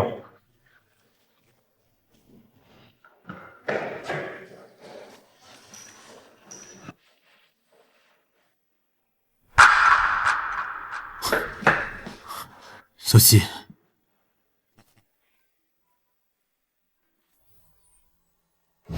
我是该叫你顾总，还是诺兰先生啊？对不起，是我太蠢。因为6年前可笑的自尊，迟迟没有发现你的苦衷和用心，说了那么多伤害的混账话，要不你打我，打到你出气为止。你都知道了？我找到了赵阿姨。很好，既然你都知道了，那你应该明白，我从来没有亏欠你什么。我知道，在这段感情上是我有亏欠。我也不觉得你亏欠我什么。过去你报复苏轼，可苏轼的管理权不在我手里，所以我没必要跟你计较。更何况后来弟弟的事情你也帮了我，我们扯平了。小溪，你能不能不要故作坚强啊？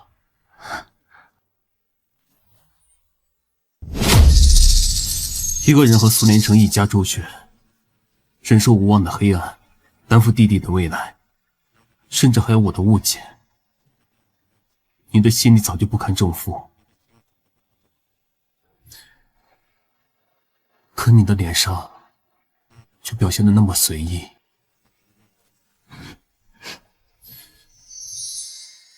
别哭，你的眼睛刚好，不能流泪。我之前忍住不见你，就是怕惹你难过。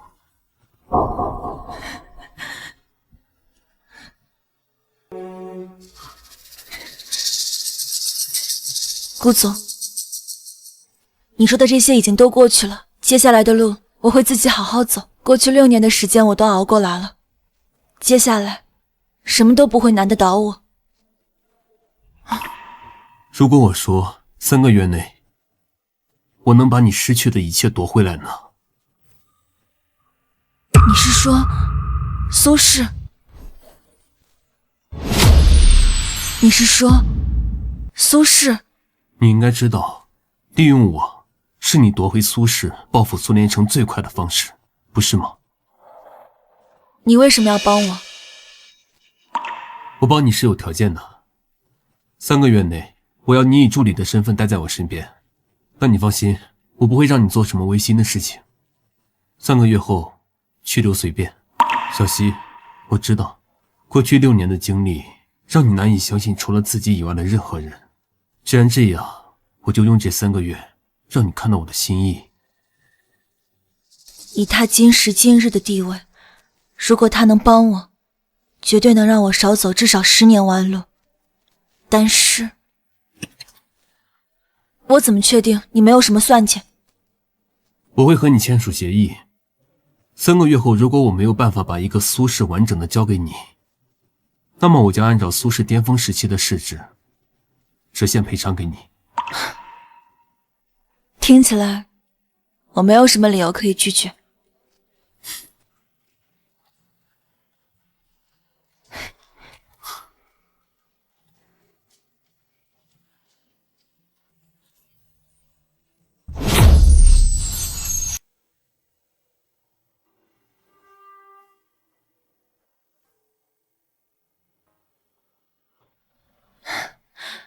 顾总，请多多指教。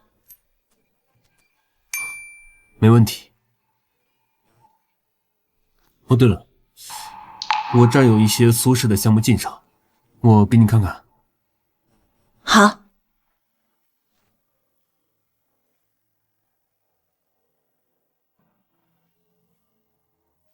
之前我给了苏联城一份5000万的合约，约定如果不可以如期交货，苏氏就得赔偿我15个亿。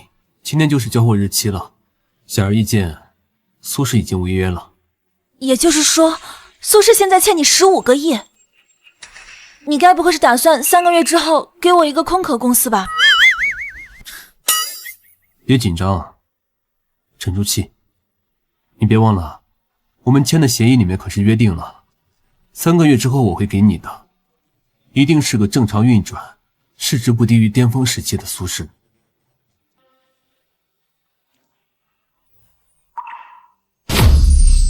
那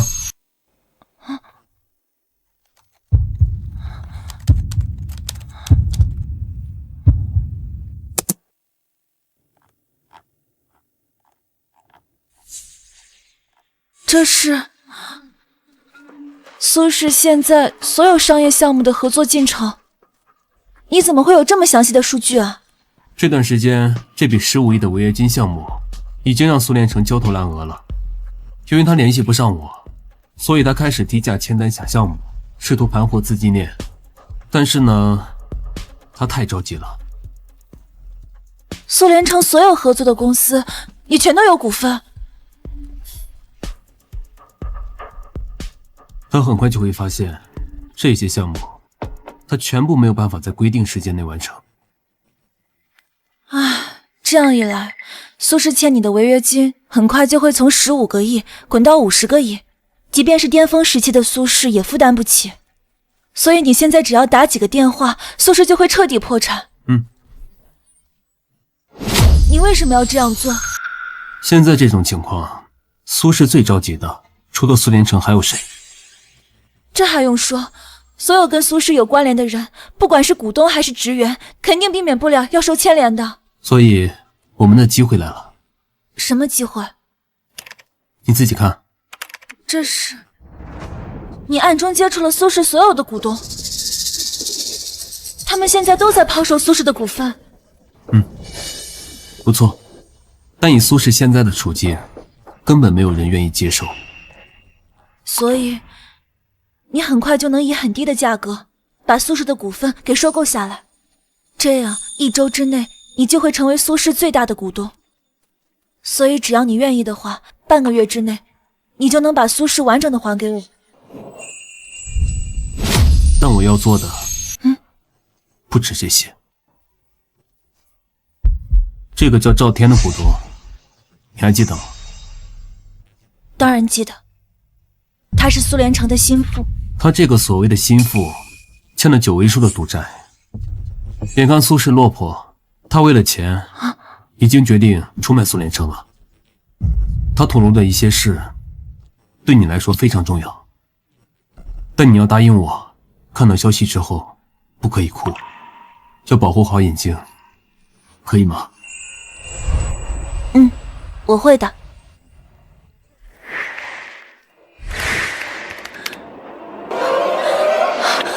这是苏连成当初雇凶杀害我父母，还派人暗害我的证据。直到前段时间我才发现，你暗害的那天，就是跟我分手的当天。这些证据我已经让徐浩交给警方，过几天他们就会来处理。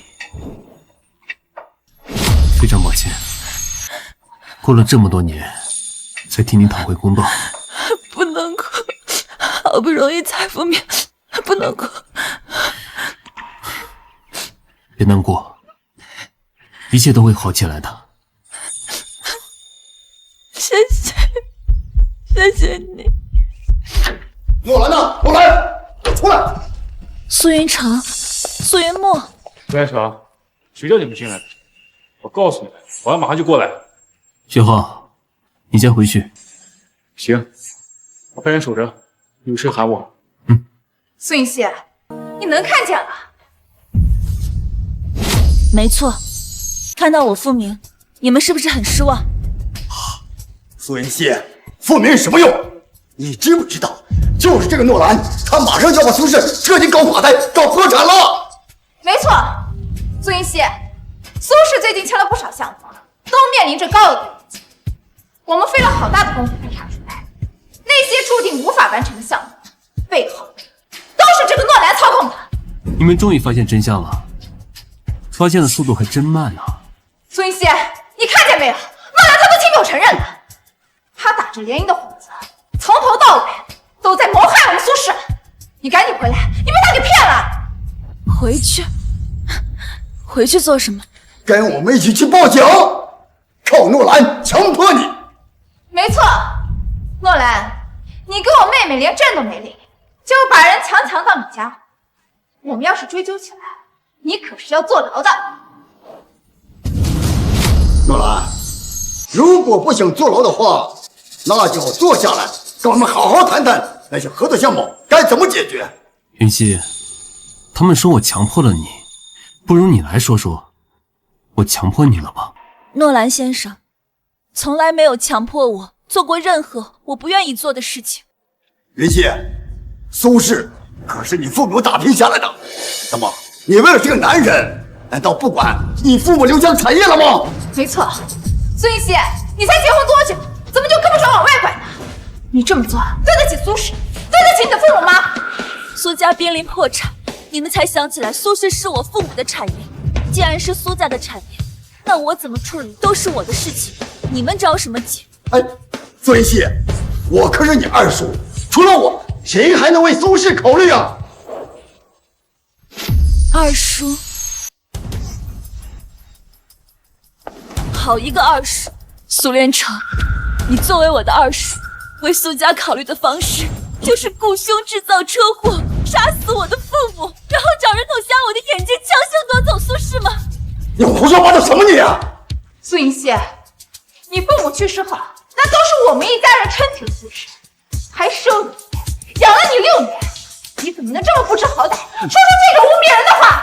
污没污蔑你，警方自然会有判断。徐浩，通知警察了吗？顾总，警察已经到了。苏连成，根据苏氏集团股东赵天的供述，你涉嫌故意杀人罪，现在需要跟我们走一趟。什么？赵天他怎么会指认我？是啊，警察先生，这其中是不是有什么误会啊？有什么话回警局再说吧。苏云溪，苏云溪，妹妹，这其中肯定有什么误会，你跟我一起去警察局，你要警察撤案啊！苏云墨，你少在这做无用功啊！你还是好好考虑考虑，你被强制要求带离苏家后，你该怎么谋生吧？把他带走。放开我！苏云溪，我们可是一家人！夺回苏氏集团绝对不是短时间内能完成的。莫宁，你很早就开始计划了，对吧？是。我原本只是想帮你夺回苏氏，后来才知道苏连成害你的事情。还好之前做足了准备，才有机会趁机搜集到所有证据。所以你表面上在欺负我，其实背地里一直在帮我做打算。我怎么可能舍得欺负你呢？从以前到现在，不都是你说什么我都听了吗？